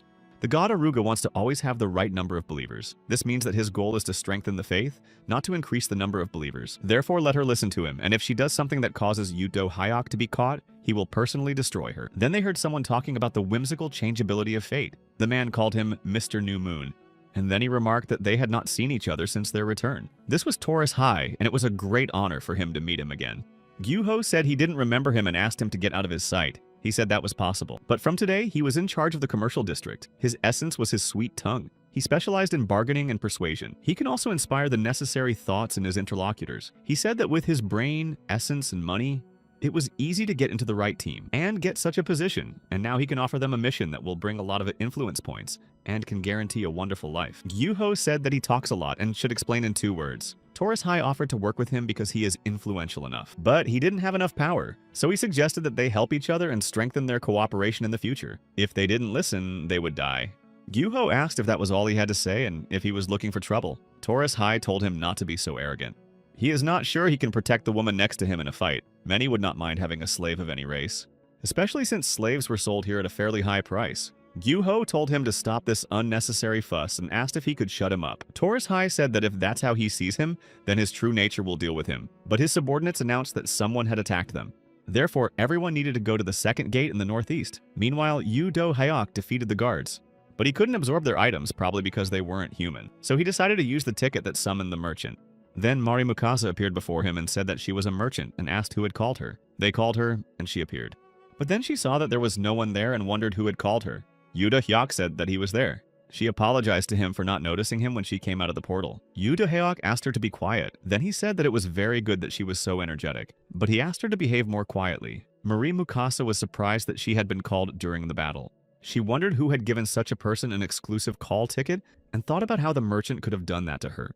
Mari Mukasa offered her goods, and he said he didn't care what they were. He would buy everything she had for all his coins. Then he said he would take this weapon. She asked where he was going to use it, and he said he would just eat it. Mari Mukasa thought he was crazy, but after he swallowed the weapon, she noticed that his wounds had disappeared. She asked if she could check the client's status if he didn't mind. Yu Do-heok agreed. Mari Mukasa took out the bullet, and after entering the user access code, opened his status. She said that he was collecting techniques and abilities of items. Then she grabbed his hand, apologizing to him, and saw the mark of the winner's ring. At first, she couldn't see it because it was dirty. Yu Do-hak asked if such a number of abilities was very rare. She also noticed the mark of the goddess and thought he was a dangerous person. Then she said that it was indeed so, and that it was simply incredible. At first, items were only possessed by historians and great heroes of different races from many worlds. They were like treasures that were recorded, so abilities were not easy to obtain, and in general, he had an amazing skill. The very fact that items are imprinted on his body and soul after use is an amazing skill. For example, accelerated blood loss. It causes blood loss from his blows, and maximizing the pain with each blow increases the damage inflicted on his opponent. All this is unimaginable, and it is not easy to receive God's blessing because for that he has to like you. But still, she wants to note something else. He can use his abilities more effectively if he stops buying random items and buys only those that will improve his abilities. This item will help improve the abilities he already has. It is the corsage of a fallen aristocrat. Yu Do-hyuk said it suits him. So he will take it, but he will ask her to give him the bag as well. Mari Mukasa was delighted and said that he could store and keep the items in a special compartment. He said he didn't know much about that and that it was easier to get what he needed out of the bag. Marie Mukasa thanked him for using her services. Then she became interested in his karasa and said that it was wonderful work, but he replied that it was not for sale and, moreover, there was already someone who wanted to buy it. She thought of Lawrence and said that if she could buy at least one similar item, her value as a seller would increase several hundred times. No one else in the association would dare to treat her disrespectfully, but it would be a sin to sell something that was a gift from God. Great misfortune awaits a person who does such a thing. Still, she should try. Yu Do-hyuk realized how cunning Lawrence was. Marie Mukasa said that if she bought it, she could become the head of the association's branch and be a successful salesperson. Yu Do-hyuk noticed someone approaching them and grabbed her. She asked why the client was behaving like that. For her, work came first, but then she realized that he wanted to protect her. Yu Do-hyuk pushed her away and started fighting the attackers. He used Yada's weapon and his skillful technique to sever the arm of one of the attackers. He quickly dealt with the other one as well, then told Mari that he had a proposal. He was now going to capture the city. It is called Holy Ground, so he is sure that there are many divine objects here. So what if he sells them all to her? He would collect items that suited his abilities, and then she could become not only the branch manager but also the president of the association. Marie agreed but said it would not be easy to do. Yu Do-hyuk replied that he did not care, so they made a deal. She said she was counting on him and gave him a personal call ticket, saying she would eagerly await his next call. He wondered if all salespeople were like that and thought that if it was a divine thing, he would sell it when he called her again. Then he heard Kakudenul's voice in his head calling him insolent and saying that she would not allow him to do so. The pills would not leave him even if he threw them away, and how could he even think of selling her gift? He must be punished for this. He said that she had given them to him of her own free will, and if she was not satisfied, she should take them back and leave. Kakudenul called him a rebel and said that her heart was about to jump out of her chest. After that, he was punished for breaking the rules. Yu Do-hyuk asked if she shared his pain. She said it was unbelievable and that it was because of his nature. He deserved to be punished in kind. He said that if so, he would make the pain even more painful, so he wanted to eat the ticket to call the saleswoman. Kakudenul asked if her dog wanted to play with her, and if he knew that she could customize the system to her liking. After that, the pill bottle jumped out of his hand and ran away. Yu Do-hyuk was surprised that an item could move on its own. Then he saw that one of the guards picked them up, ate several pills, and began to turn into a monster. Yu Do-hyuk wanted to open his status to increase his strength, but he couldn't do anything because his opponent struck him. His opponent lifted a stone structure and threw it directly at him, but Yu Do-hyuk managed to escape in time. He delivered a powerful kick and was able to destroy the Bamur. For this, he received 8,000 coins. Yu Do-hyuk tried to find the bottle of pills, but it started running away from him again. Then he heard someone announce that there was a criminal here and began to run away. The pills also tried to climb to the top of the building. The guards thought he was heading for the main building of the city and caught up with him, but he repelled their attack. Then he saw that Hee-yeon had been caught, but he remembered her father's words that the mineral would definitely work. Her second essence, the green-yellow gene, was activated, and objects designated as dangerous would melt and evaporate. She was afraid that she had destroyed them all, but then Taurus Hei and Gyu-ho said in unison that she was fine. Gyu-ho dealt with Taurus Hei and said that he considered her a useless insect, but look at her now. Hee-yeon said that she was not an insect. Then they received an announcement that they had to capture the one who had made his way to the sacred land of Castle. The number of participants was unlimited, and whoever captured him would receive a reward of 500,000 coins. Hee-yeon said they had to hurry because it was about Yu Do-hyuk. After the announcement, many people wanted to participate, especially for such a reward. After that, the real hunt began. Everyone wanted to capture him, and it was known that he was heading to the central temple in the northeastern part of the city. Events were unfolding faster than they had expected. If this continued, the entire city would become their enemy. Yu Do-hyuk was looking for something to improve his well-being and realized that he had only one item left, so he swallowed it. Yu Do-hyuk landed in the center of the city, and it was dangerous. If he hadn't slipped, who knows what would have happened. Then he found the pills and asked if they had finally calmed down. He thought that they must have had some kind of goal. This place must be their target. He decided to go inside to check and found a divine item. The swords look like claws. This pair of crescent blades are SS class items. Gyu-ho said that Aruga's divine items are buried in this place. These were the very weapons used by the great king in his previous life, who was even able to defeat a god. Therefore, Yu Do-hyuk decided to destroy the treasure trove, and then take the pair of sickles. After that, an alarm sounded from the treasure fortress. All the players decided to grab it. They wanted to receive the reward. Yu Do-hyuk could not get through the barrier because he did not have access to the divine object. The god Aruga called him naive and said that his own desires would be his undoing. Yu Do-hyuk decided to leave. Aruga asked him if he really thought he could escape, since he was being hunted. He went out into the street and saw that they were already waiting for him there. The players said they had to hurry before the others arrived, but some of them realized that this was a great king. Some said it would be better to kill him right away, but others pointed out that if they took him prisoner, they would receive coins. One man was upset that he already had a second identity. Another said that they were talking too much and asked them to leave. He decided to try to attack him, but another man killed him and said that this guy was his prize. Yu Do-hyuk said that he had hit the nail on the head. After that, he attacked the man. Another man joined him. One of the men asked if this was a doubling technique, and the other replied that it was not. Yu Do-hyuk was also surprised that there were two of them, and lost his vigilance because of this. The man struck him, but the other stopped him and said that if he hit him again, he would die. But the mission had already been accomplished. They sent a report that the mission was complete, after which the building began to move. The high priest Pal Rim-mu appeared before them and said that the land of God had been desecrated by a foreigner who had entered it. So Aoga was furious. Those who captured the offender would be rewarded, and the criminal would face severe punishment from the god Aruga. If the land of God had been defiled, he would perform a ritual of purification with the blood of the sinner himself. He told Yu Do-hyuk to stand up and not to waste the high priest's time. Then his subordinate attacked him with a spear. Yu Do-hyuk said that it was a wonderful item and looked appetizing. After that, he devoured it and healed his wounds. Then he struck his opponent. And then he said he would destroy everything there. Gyu-ho was the man in the mask who attacked him. The high priest's subordinate said that he would not succeed, but Gyu-ho struck him. After that, they were surrounded by guards. Hee-yeon was also wearing a mask, disguised as the second attacker. She took off her mask and began to destroy the guards, saying that not even a fly could pass her. Pal Rim-mu asked how a heretic dared to do such a thing in the main temple, and said that he would punish him for this sin and destroy him once and for all. Yu Do-hyuk destroyed him. The subordinate who stabbed him with a spear said he would destroy him for this. But Gyu-ho remarked that his opponent was his rival. How dare he hurt his hand? Because of him, he had to strike him. They had planned everything in advance. If everyone found out that Yu Do-hyuk had entered their land, the order to capture him would surely be given. Therefore, they decided to capture him first, after which he would destroy the heart of the city in one fell swoop, and for this he struck their Yu Do-hyuk. Gyu-ho became enraged and thus activated the essence of anger. He was worried that he would not be forgiven, and then he began to destroy his opponent. All the while, he only said that he was sorry. He apologized every time. Then Yu Do-hyuk approached him to calm him down. Gyu-ho asked if he had done well. Then he began to ask if he was hurt and if he was going to eat the item. Then he said that this weapon suited him very well and that he also had a pair of swords. Then he apologized for getting Yu Do-hyuk dirty. He asked him not to come near him until he had washed the blood off himself. Yu Do-hyuk said that everything was fine and that he was a good boy.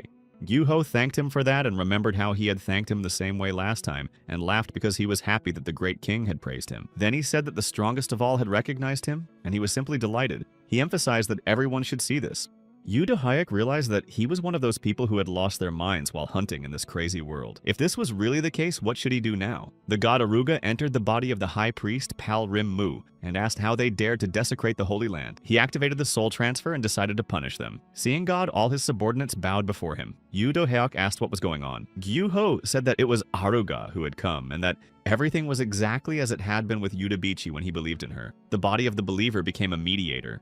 Aruga began to grab his believers, and they were ready to give their bodies and souls to him. Gyu-ho said that these guys had been brainwashed. Yu Do-hyuk called them crazy. Gyu-ho said that their faith was deeper than it seemed. After destroying a large number of believers, Aruga began to change. The players asked if the trial was not over with the death of the high priest. Another remarked that this giant was the real test, or else he didn't understand. The man asked how it was possible to defeat something like this.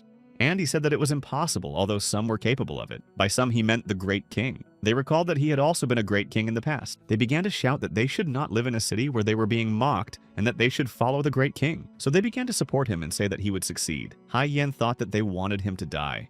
The main conditions for obtaining sufficient divinity and followers were met, and the system announced the beginning of the legend of Du-hek's existence. He said that now he understood who the gods really were. They were pitiful creatures with intelligence who had passed the final test. They needed and gained access to god status in the game, and he was probably proud to be called that. But only those who rid themselves of their followers when they feel like it are worthy of the title of god. Such beings as here called monsters. Aruga asked how an ordinary human dared to mock a god. This is the body of the sun god, and with this flame that can burn the universe, he will destroy it. And then he began to burn everything around him. Yu Do-heok burned his hand, and Gyuho asked if he was okay. He replied that he was neither a god nor a devil, but just a monster. Then Aruga began his destruction again. Hyeon said she didn't know if he was a god or not, but couldn't he be a little more careful? Gyuho asked if she hadn't heard Hen. He said that it was a monster, which meant that it could be destroyed. Hyeon asked where he had gone, and he replied that it was obvious, and that he had gone to deal with Aruga. The power of a god depends on the vessel in which he resides. Therefore, gods choose stronger vessels, but Aruga preferred quantity over quality. The result was an incredibly powerful creature. But the more power he uses, the more vessels he needs. Otherwise, he will begin to weaken. There is a chance of victory, but right now they are only hindering him. So Gyuho said that he is not the person she is used to. Therefore, she should not interfere with the battle of the Great King. But if she wants to, he will also go with her. It seems he has figured out how to help him defeat Aruga. Yu Do-heok noticed that the monster's body was getting smaller. Just as Gyuho said, he said that even from here he can hear his body being destroyed. It is huge but not very well made. Yu Do-heok decided to invest all his coins in strength until his power ran out. Then he noticed the faith points but didn't know what they meant. Aruga attacked him and Yu Do-heok wanted to run away, but noticed that he had blocked the road with stones. Then he saw Gyuho holding Hyeon in his arms. She screamed to let her go and asked where he was going. Gyuho told Yu Do-heok not to worry. They would clear the way and he should have fun. Yu Do-heok asked what he meant. Then he told them to run away immediately. Aruga wanted to strike again. Hyeon screamed for Gyuho to let her go. He put her right in front of the monster that was trying to attack them and said that he had let her go as she had asked. Hyeon called him crazy and then seemed to hear her father's words telling her not to worry. Her power activated and she was able to protect herself and them from the monster's attack. Gyuho, with her help, repelled all the attacks. Then he threw her up in the air and said that as he had said, she was very useful and it was simply incredible. Hyeon asked him to put her down. Aruga said that he lacked faith and began to search for non-believers. Yu Do-heok was angry with Gyuho for risking her life. He said that he promised to protect her. Gyuho told him to calm down and listen to him. She has a green and yellow SS-class mineral made of shimmering jade. It was her second essence. Yu Do-heok realized that this was the mineral Cho Min-gu had mentioned, but to be honest, Gyuho wasn't sure about this item. Most likely, it absorbs light and stores magical power. Her first essence is capable of creating objects at will, using magical power. This essence goes well with the second one. Surely now the mineral is filled to the brim with the magical power of Aruga's light. Hyeon was angry that he had touched her again and told Gyuho to stop touching her and called him crazy. Gyuho said that this thing was useful in any case. Hyeon again called him completely insane. Then she saw the creature that Aruga had sent to find them, but Hyeon defended herself against it with the mineral. Several more creatures surrounded them on all sides. Yu Do-heok asked if she was okay, and she replied that she was, but it seemed like they were surrounded. These monsters began to attack them, and Gyuho grabbed Hyeon again to protect them from the attack and deal with them. Gyuho said that he recommended running away right now. Do-heok didn't have to stay in the city. He could say with certainty that the entire city was a vessel for this creature. It would devour them all until it destroyed him. Aruga forced people to bow down before him and devoured more and more people. People fled in all directions. One of the men said that the trial was over, so why should they go through this? They all headed for the gate. But the gates were closed and would not open. The man said that the guard must have been eaten too.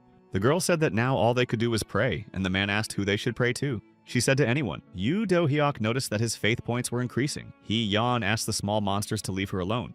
But then Yu Do-heok told them to get ready and destroy them all at once. She asked how, and he asked her to lend him her power. His faith points increased again and reached almost 1,200 points. He said he didn't know why, but he was overflowing with power, so he was unlikely to lose. Then Aruga found them and said that they were infidels, so they should give back the divine object and not annoy him. Yu Do-heok showed him the sword and asked if it was the item. He had not yet had the opportunity to use the sword, but he would try to defeat him with it. Gyuho said that he would succeed. Although he had lost his memory, his body remembered everything. Yu Do-heok said that this was true. Yu Do-heok asked Hyeon if she was ready, and she replied that she was. Then released light and strengthened her magical power. Then she used her witch's imagination.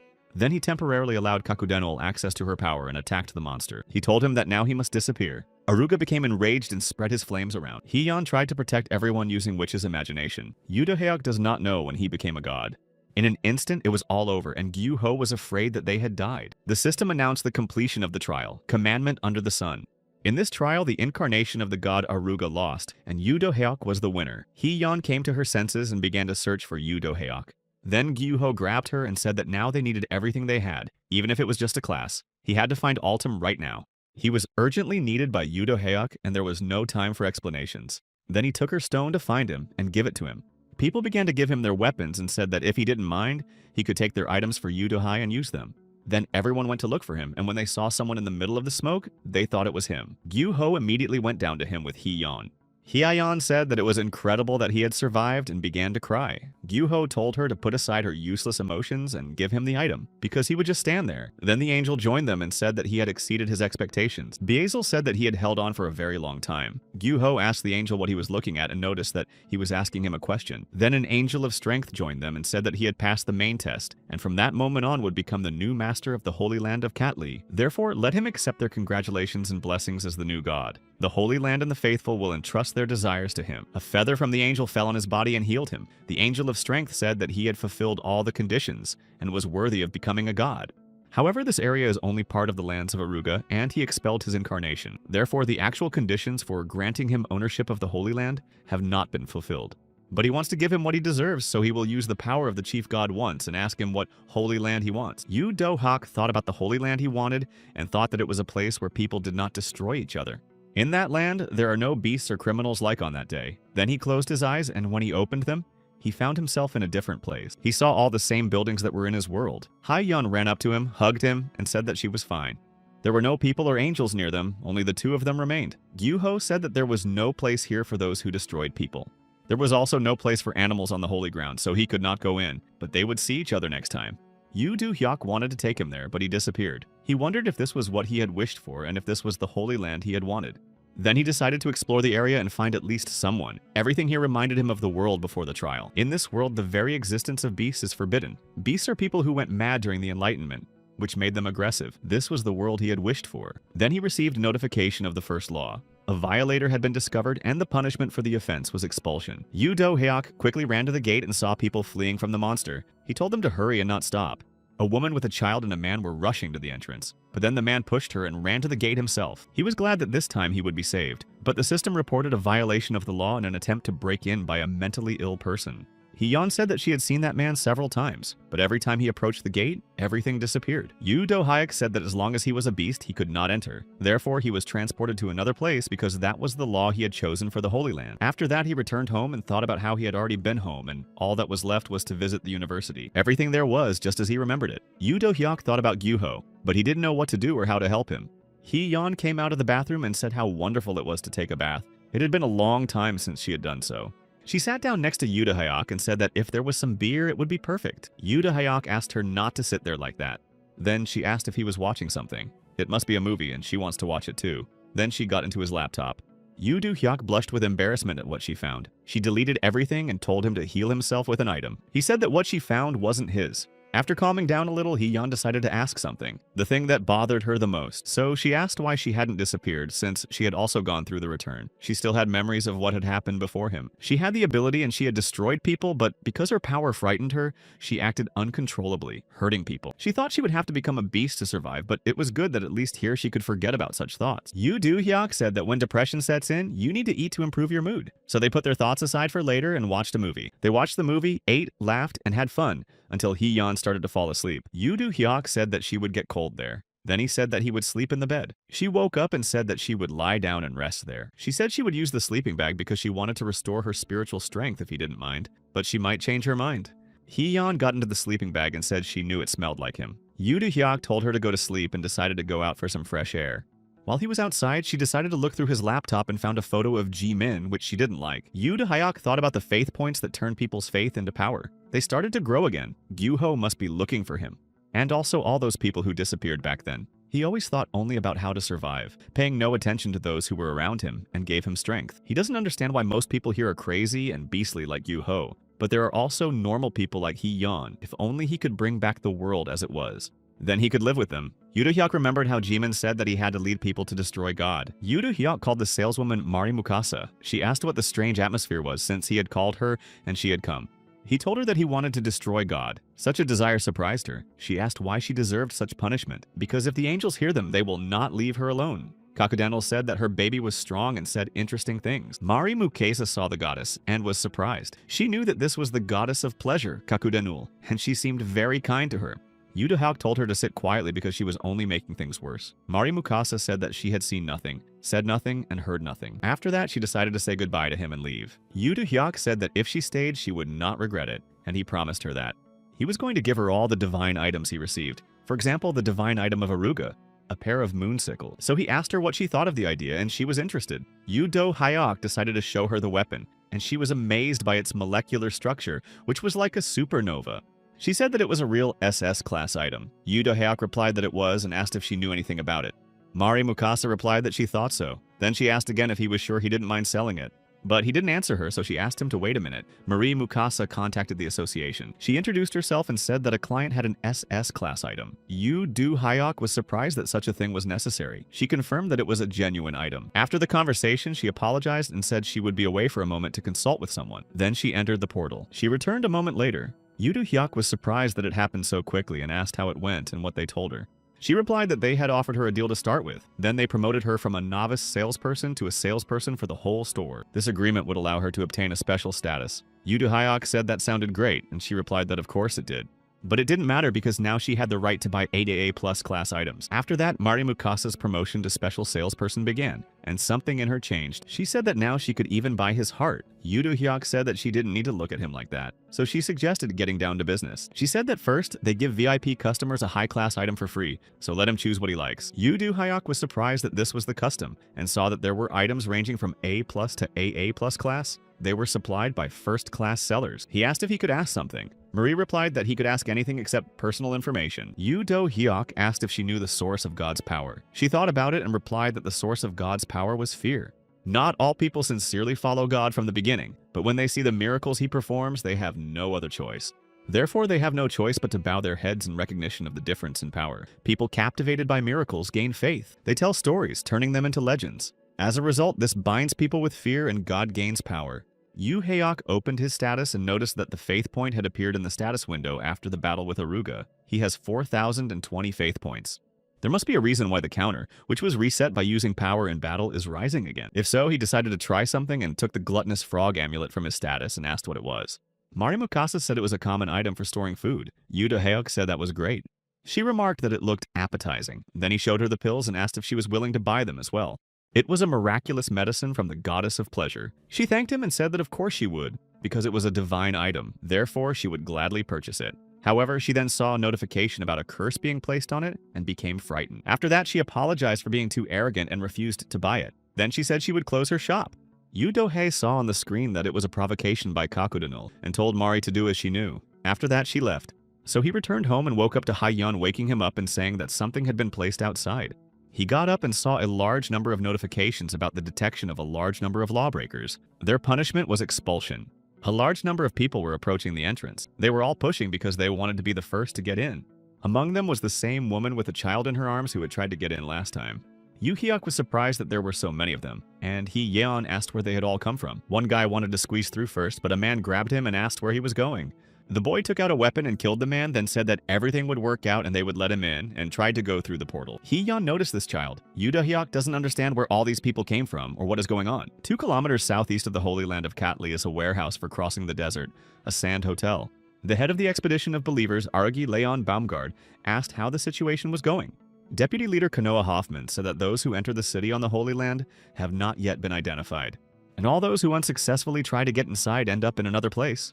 According to eyewitnesses from Katli, the first Holy Land was captured by that man. Aruga's believers are scattered across the continent, but most of them have been used and the territory has been captured by the enemy. The number of Bamur people remaining is very small, as is the likelihood that the incarnation of Aruga has disappeared. Their mission in this expedition is very important. One of the women said that Yu Dohyok was incredible. After that, the head of the expedition, Leon Baumgard, approached her and told her to stick out her tongue. He stubbed his cigarette out on it and said that if she said his name again, he would make sure she could never open her mouth again.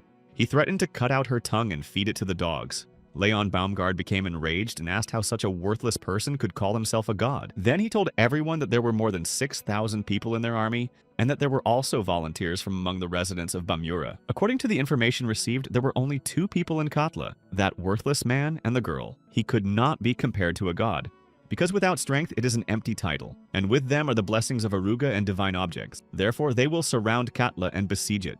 And then, together with the main army, they will destroy this godlike man because this land belongs to them. If they want to obtain status and rewards from the Holy Land, let them take up arms right now, for they are on the territory of God. The head of the scouts, Chloe Barbara, and her subordinate watched the entrance to the city. She asked if there was a smoke signal. The subordinate replied that there was none. Chloe Barbara said that they had wasted a bunch of slaves, and not a single person had been able to enter, and that this was complete nonsense. On top of that, the heat was getting in the way, so she suggested they leave quickly and get it over with. Her subordinate hoped that everything would work out, and the device they sent will comply with the new law. No one but them can know about its hidden status. Chloe said that this god had explicitly stated that he would get rid of the beasts, but she wondered if he himself was pure. In this hell, a simple guy wouldn't survive, and it was the same in the world of enlightenment. Judging by history, beasts are the true essence of man. And the current Katla is just the grumbling of a well-fed idealist, and that boy is a hypocrite who will never open his eyes. So she will destroy his reality. Hee-yeon was delighted that the boy had come to them. Yoo-do-hyuk said that it seemed they had met a human being, not a beast. Then he approached the boy. He told him his name and asked him his name, if he had come alone, and where his parents were. The boy just said, "Ready." Then he said that he was the first and detonated the explosive device he was wearing. Chloe's subordinate saw the smoke signal. He informed her of this, and she said that she would leave immediately and that he should return and prepare a bath for her. Chloe Barbara is determined and wants to have fun, so she immediately rushed to the gate. Hee-yeon protected herself and Yoo-do-hyuk with the sphere and asked him if he was okay. He replied that he was, but did not understand what had happened. After that, they were attacked. The leader of the expedition of believers, Aruga Leon Baumgard, ordered to destroy everything except the tower in the center of the Holy Land. A boy who was approaching the gate with his mother saw something in the sky and told his mother about it. A subordinate of the expedition leader informed Leon Baumgard that they had hit their target. Hee-yeon asked if it was the sound of an explosion, and then they saw that the outer wall had been destroyed. This was also reported to Leon Baumgard. He said that was great and that they should aim at the other walls and shoot again and again until they got tired of it. Hai-yen said that everyone who tried to get in could die. Then they saw a man making his way through the ruins toward them. He was badly wounded and asked why they had not been let in and that if he had let them in, everything would have been fine. But then another attack hit the wall. The man died, and Hee-yeon said that they should open all the gates so that no one would die. It would be better to move them to another place than leave them here. But then they were attacked again. Hee-yeon did not understand what was happening and why everything was being destroyed. Yoo-do-hyuk realized that she couldn't take it anymore, but he remained calm. She was upset because she hadn't finished watching the drama yet. She had planned to make a garden in that place. When there were more people outside, they would have worked the land, and then they would talk about how the pumpkins grew well that year, or they would grow potatoes and hold a festival every year. Anyone who wanted to could come. They would welcome families who had children in this world, and everyone would envy them. Because it was supposed to be a world where no one could be destroyed. Yoo-do-hyuk decided to calm her down, and said that it was normal to think that way.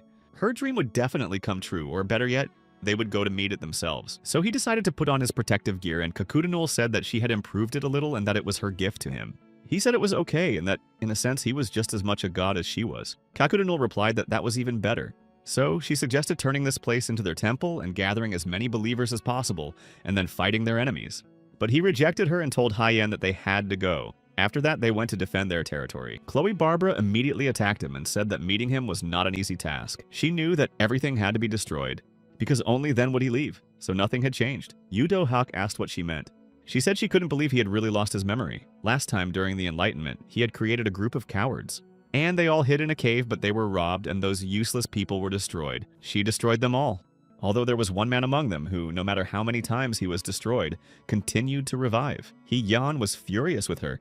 Chloe asked where he had put her hands. After that, Hee-yeon received a notification that her willpower was decreasing. Then she decided to attack Chloe. She welcomed her to the world of beasts. Yoo-do-hyuk saw her rage.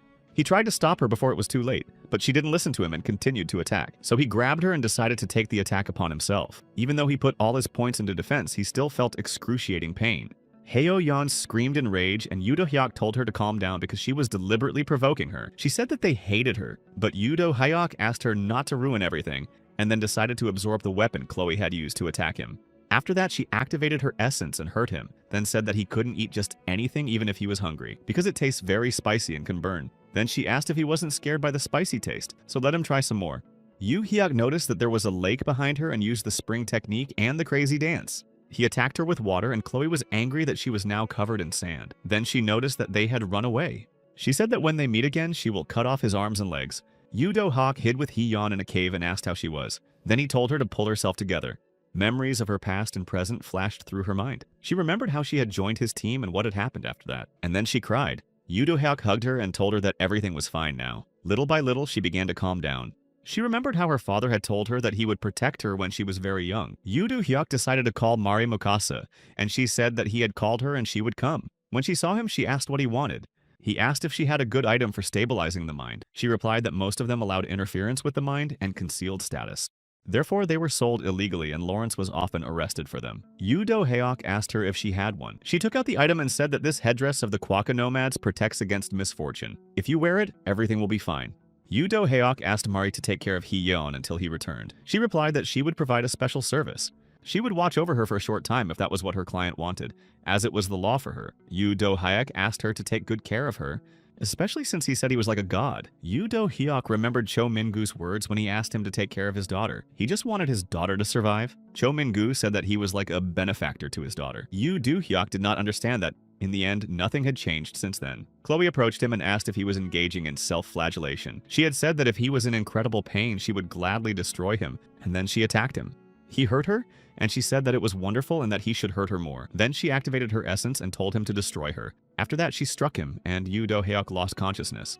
Chloe said that this would not work, and asked him if he was not ashamed to call himself a god. Then she saw the mark of the goddess of pleasure on him. She said that in the end, he was also a slave to that mad god, and that it was hypocritical of him to pretend to be innocent. Then she said that she would cut off his hands and feet and hang them in her room. So now they would see if he could even squeak, and the humiliation she felt during her past enlightenment would return to him tenfold, so he should wait impatiently.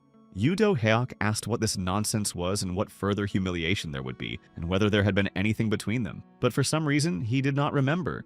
She called him immoderate and said that it was very wonderful. She can no longer restrain herself and everything inside her is burning. After that, she hit him several times and said that he was the best, but it was a pity that it would all end this way. She would cut him into pieces and display them on holy ground. So how did he like that? She decided to use her bloody bomb, and she splashed him with blood. But then he grabbed her to destroy her with her own weapon, and then there was an explosion. Chloe called him crazy.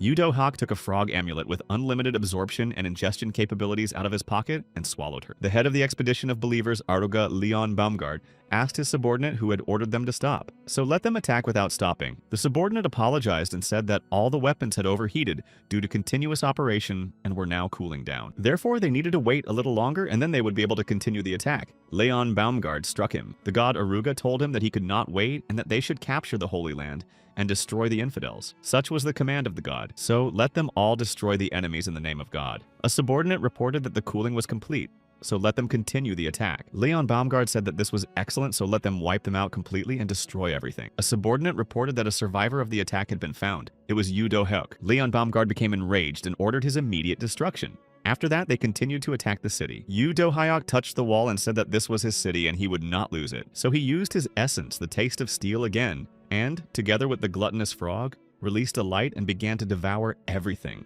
Leon Baumgart asked what it was and where the light came from. Deputy Chairman Konoha Hoffman said there were no hits. All the buildings except for the tower disappeared. Yoo Do-hyuk thought about how he had eaten too much. At that moment, Basil approached him and said that he had seen various enlightenments before, but this was the first time he had seen something like this. The other angels also joined in and were surprised that he had completely engulfed the Holy Land. Basil said that no matter who God was, he could not understand this situation. The Angel of Power also watched what was happening. All the people from Aruga's expedition of believers launched an attack. Yoo Do-hyuk, meanwhile, decided to reveal his status and use the coins. He increased his physical strength, endurance, and speed as much as possible. He also decided to restore his appearance. Yoo Do-hyuk noticed that his religion points had decreased, probably because he had not performed any actions for the past few months. To them, he was more like a beast that could be easily eaten than a new god. After that, he decided to attack the people who wanted to attack him. Leon Baumgart's subordinate said that he was here and that he had to be destroyed. After they destroyed him, everything would be theirs. So they surrounded him on all sides and tried to attack him. But Yoo Do-hyuk quickly dealt with those who attacked him. Two men stood and hoped that he would not come to them. They believed that he was capable of incredible things. But then he came to them. The man said that they were just flag bearers. Therefore, they were ready to surrender because they did not intend to fight. Yoo Do-hyuk approached the man and touched his face with his foot, and the man closed his eyes, and when he opened them, he was gone. Leon Baumgart was angry that they couldn't catch just one man. He called them useless and ordered them to get rid of him. Yoo Do-hyuk saw that they were being attacked with weapons and thought that they were just crazy and didn't care about their people. But then Hee-yeon stood in front of them and repelled the attack. She turned to Yoo Do-hyuk and asked if he had been waiting long. Yoo Do-hyuk asked if she had come to her senses, and she replied that she had and was now ready to fight. He asked if she liked the hat, and she said no, but she didn't take it off because she was in a hurry. Yoo Do-hyuk decided to approach one of the attackers. He said that they were being attacked from those directions and asked which one was their main camp. If he told him, he would pretend not to notice them. The man pointed in the direction of their camp. Yoo Do-hyuk told Hee-yeon that they needed to leave, and she agreed with him. Then he picked her up. After that, he rose into the air and flew to the indicated place. Leon Baumgart's subordinates said that it did not seem like the divine weapon was working on him. Even if they increased the number of soldiers, it would not work, and he was indeed a divine warrior. Leon Baumgart saw that Yoo Do-hyuk was approaching them, and told them to continue attacking him and not to stop. His subordinates used a cannon to attack him, and the green and yellow Jean Hai-yeon protected them from the blow. Then the warriors attacked them, and Hee-yeon used the witch's fantasy, while Yoo Do-hyuk took advantage of the deity's release. Therefore, he continued to fight his opponents with the help of a crazy martial arts dance, as well as the source and the crazy dance. The source of divine power is fear of it. People will not willingly believe in such a cruel being, but when they see the miracles that God performs, they have no choice but to bow down before him in recognition of the difference in power. People who are captivated by miracles gain faith. They tell stories, turning them into legends. As a result, by binding people with fear, God gains power. Leon Baumgart's subordinates began to beg Yoo Do-hyuk for mercy. They said they could not destroy him because he was a true god. After that, his religion points began to rise. In an instant, the religion's popularity rose to 4,030, but Leon Baumgart said he could not recognize him. Then he attacked him with a cannon and said that he would never recognize him as a true god. So let him not make a fool of him. Gods like him are worthless. Heo-yeon saw that Yoo Do-hyuk had been injured. Then Leon Baumgart's subordinates used their weapons to capture him, but Yoo Do-hyuk decided to use his essence. With the help of the taste of steel, he absorbed all the weapons that were trying to restrain him and healed his wounds. But after that, Leon Baumgart attacked him again and told him to calm down if he couldn't use his skill.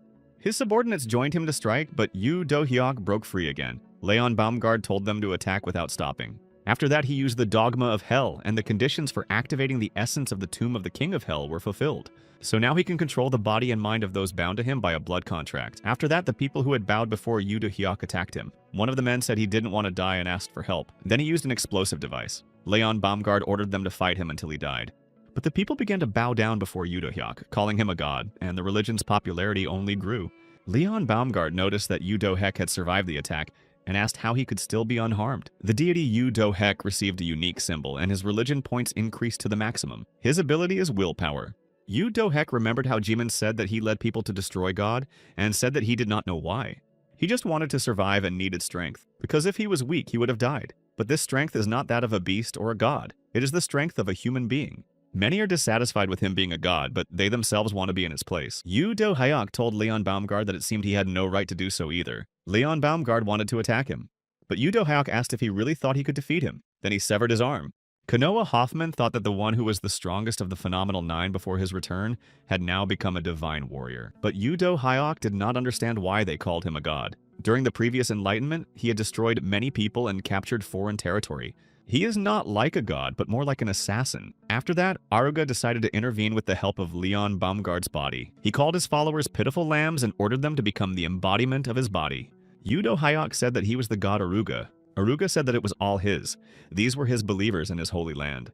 Everything he stole from him belonged to him. Yoo Do-hyuk said that he had diminished compared to their last meeting. Aruga told him to shut up, but Yoo Do-hyuk cut off his hand and remarked that now he was the god here, so he should disappear from his sight. God said that he was a puppy who had just received divine power, so he had no right to command him but should fear him. So let him listen to the true God. After that, he began to devour his believers and told them to fear God. Yoo Do-hyuk said that fear is the source of faith, and faith is the source of power. This is the essence of God. But does this mean that as long as there is power, everything else is unimportant? Aruga said that this is so. Yoo Do-hyuk asked if this was really so. Then he said that people like him made him sick. Aruga replied that if he had nothing more to say, then he should just die. He has the body of the sun god, the greatest of the gods, so he will not lose to a nobody like him. After that, they began to fight, and Yoo Do-hyuk quickly defeated the god. Aruga shrank to his smallest size. Yoo Do-hyuk asked, and this he called the greatest. Then he called him a trifle and remarked that his companion had said something to him. That is, Aruga has the lowest rank among the gods. But in terms of the number of believers, he is not inferior to the others. He possesses insignificant abilities and derives his power from the fear of believers whom he is not even capable of protecting. Therefore, he should not even dare to call himself a god. At that moment, Chloe's subordinate tried to attack Yoo Do-hyuk. Yoo Do-hyuk repelled his attack and wondered who he was. Then the guy remembered Chloe, who had been kind to him. He was punished, but she offered him food and said that if he helped her, she would save him. So let him give her more honor than this cursed god. The subordinate said that she was his god. Aruga saw the cannon and decided that this was not the end. In an instant, he flew to it and used the divine power of the sun god's heart. All the people noticed that something was wrong. Yoo Do-hyuk said that they should all retreat now. Now was not the time to think about enlightenment, so let them flee. But some thought that there was nowhere to run. Aruga said that they would all die. Hayeon asked them to stay and trust her and Yudohai. Or rather, they should believe in the power of the divine warrior. Now they must believe in their true god. The angels watched what was happening. Bezel told the Angel of Power that it looked like Argo was going to destroy the world, so maybe they should stop him. Yudohak thought about how he had destroyed countless times in order to survive, but was there no other way? He did not want to survive at the expense of someone else's death. He asked himself if he was living only to continue living. Hee-yeon calls out to him and tells him not to hesitate because he is Yudo-hyuk, and he can do anything because she believes in him. Together they must save these people and he is her god. Yudo-hyuk said he didn't know she saw him that way. He also didn't know how much she trusted him, but he promised that he wouldn't let his followers down. Now his religion points are 35,000. Aruga said that the sunlight that illuminates the universe will burn everything to the ground. After that, he released a flame. Hee-yeon protected herself and all the people with a green and yellow gene. Then she said that the legend of Yudo-hyuk had begun. The legend of the creation of the world. Yudo-hyuk activated his characteristics and used the salamander's trident. Then he delivered the Armageddon split strike. He remembered his training and how Jimin said that he had lost again. He replied that he had started training because he wanted to become stronger. But maybe it wasn't for him. Jimin said that he was wrong and that she knew it for sure. His willpower was stronger than anyone else's. Therefore, he must not give up. After that, Yudohai came to his senses because Hee-yeon woke him up. He saw that she was crying and then realized that he had survived after all. After that, Hee-yeon hugged him tightly and called him stupid because she thought he had died. Yudo-hyuk said that she would be right if she didn't let him go right now. Hee-yeon helped him up, and he saw a large number of people bowing their heads before him. They wanted to become his followers and swear allegiance to the divine warrior. Konoha Hoffman called him a god, and said that now they belonged to him. Yudo-hyuk asked if they really wanted to follow him, but did they have the right to do so? After that, he decided to use the gluttonous frog. Before the battle, he swallowed the entire city with the help of the gluttonous frog's amulet, which collects and stores everything, and now activated the resurrection. Therefore, the entire city was revived, and he told them to enter. Whether they had the right to do so or not would be determined by his holy land. After that, they all rushed to the entrance. In a moment, the lawbreaker was found and expelled for his crime. People began to destroy each other to get inside. Yudo-hyuk was saddened by this, and Hayeon took him by the hand. Konoha Hoffman asked why this was happening, and whether it was wrong to become a beast in order to survive. But were they beasts who craved hostility? He entered the gate carrying his subordinate on his shoulders, and asked if Yudo-hyuk wanted to become a god who turns away from those fighting for their lives. Hee-yeon said that this was nonsense, and that not everyone destroyed others in order to survive, so he should not speak such nonsense. But was that really true? After that, angels descended upon them. Bezel said that he was a god, and that whatever the will of God was, it was true. It was only because of him that chaos began in the education system, so let him return everything to the way it was. Basil tried to explain. Hayeon asked what had happened. At first, the trials were controlled by the gods of other worlds. By passing them, living beings became stronger and evolved, like during the 10 Commandments under the sun. But evolution is in all respects a controversial discipline for determining the strongest. And this guy not only destroyed a god, but also became one himself. In fact, from the very beginning of enlightenment in this world, his actions were closest to those of a god. Basil couldn't even see his true nature when he tested his system. This special essence works when it comes into contact with God. It can only be obtained by defeating God. His second essence is beyond the horizon. That is why he received the seal of God. Kakudenal entered Hyen and asked the angels why they had come out, then attacked Bazila. She asked who made them grovel and who even allowed them to look in her direction. Perhaps Maratra or Mehuram. Could it be someone else? After that, Yudohei received a message from the pantheon of gods requesting communication. Kakudenal said that he belonged to her and told them to leave him alone. Then she destroyed the notification system. Yudohak grabbed her and told her to get out of there and never possess Hayeon's body again. She asked if he liked using her when he needed her. Then she said that he would belong to her forever. Kakudenal would watch over him from above, so he should stay strong. After that, she left Hyeon's body. Yudo-hyuk asked Bazil if the gods were watching them now. The angel replied that he thought they seemed to like it, and of course they were watching. They are watching this world from a place where he cannot even sense them. Or, to be more precise, they are watching everything they do.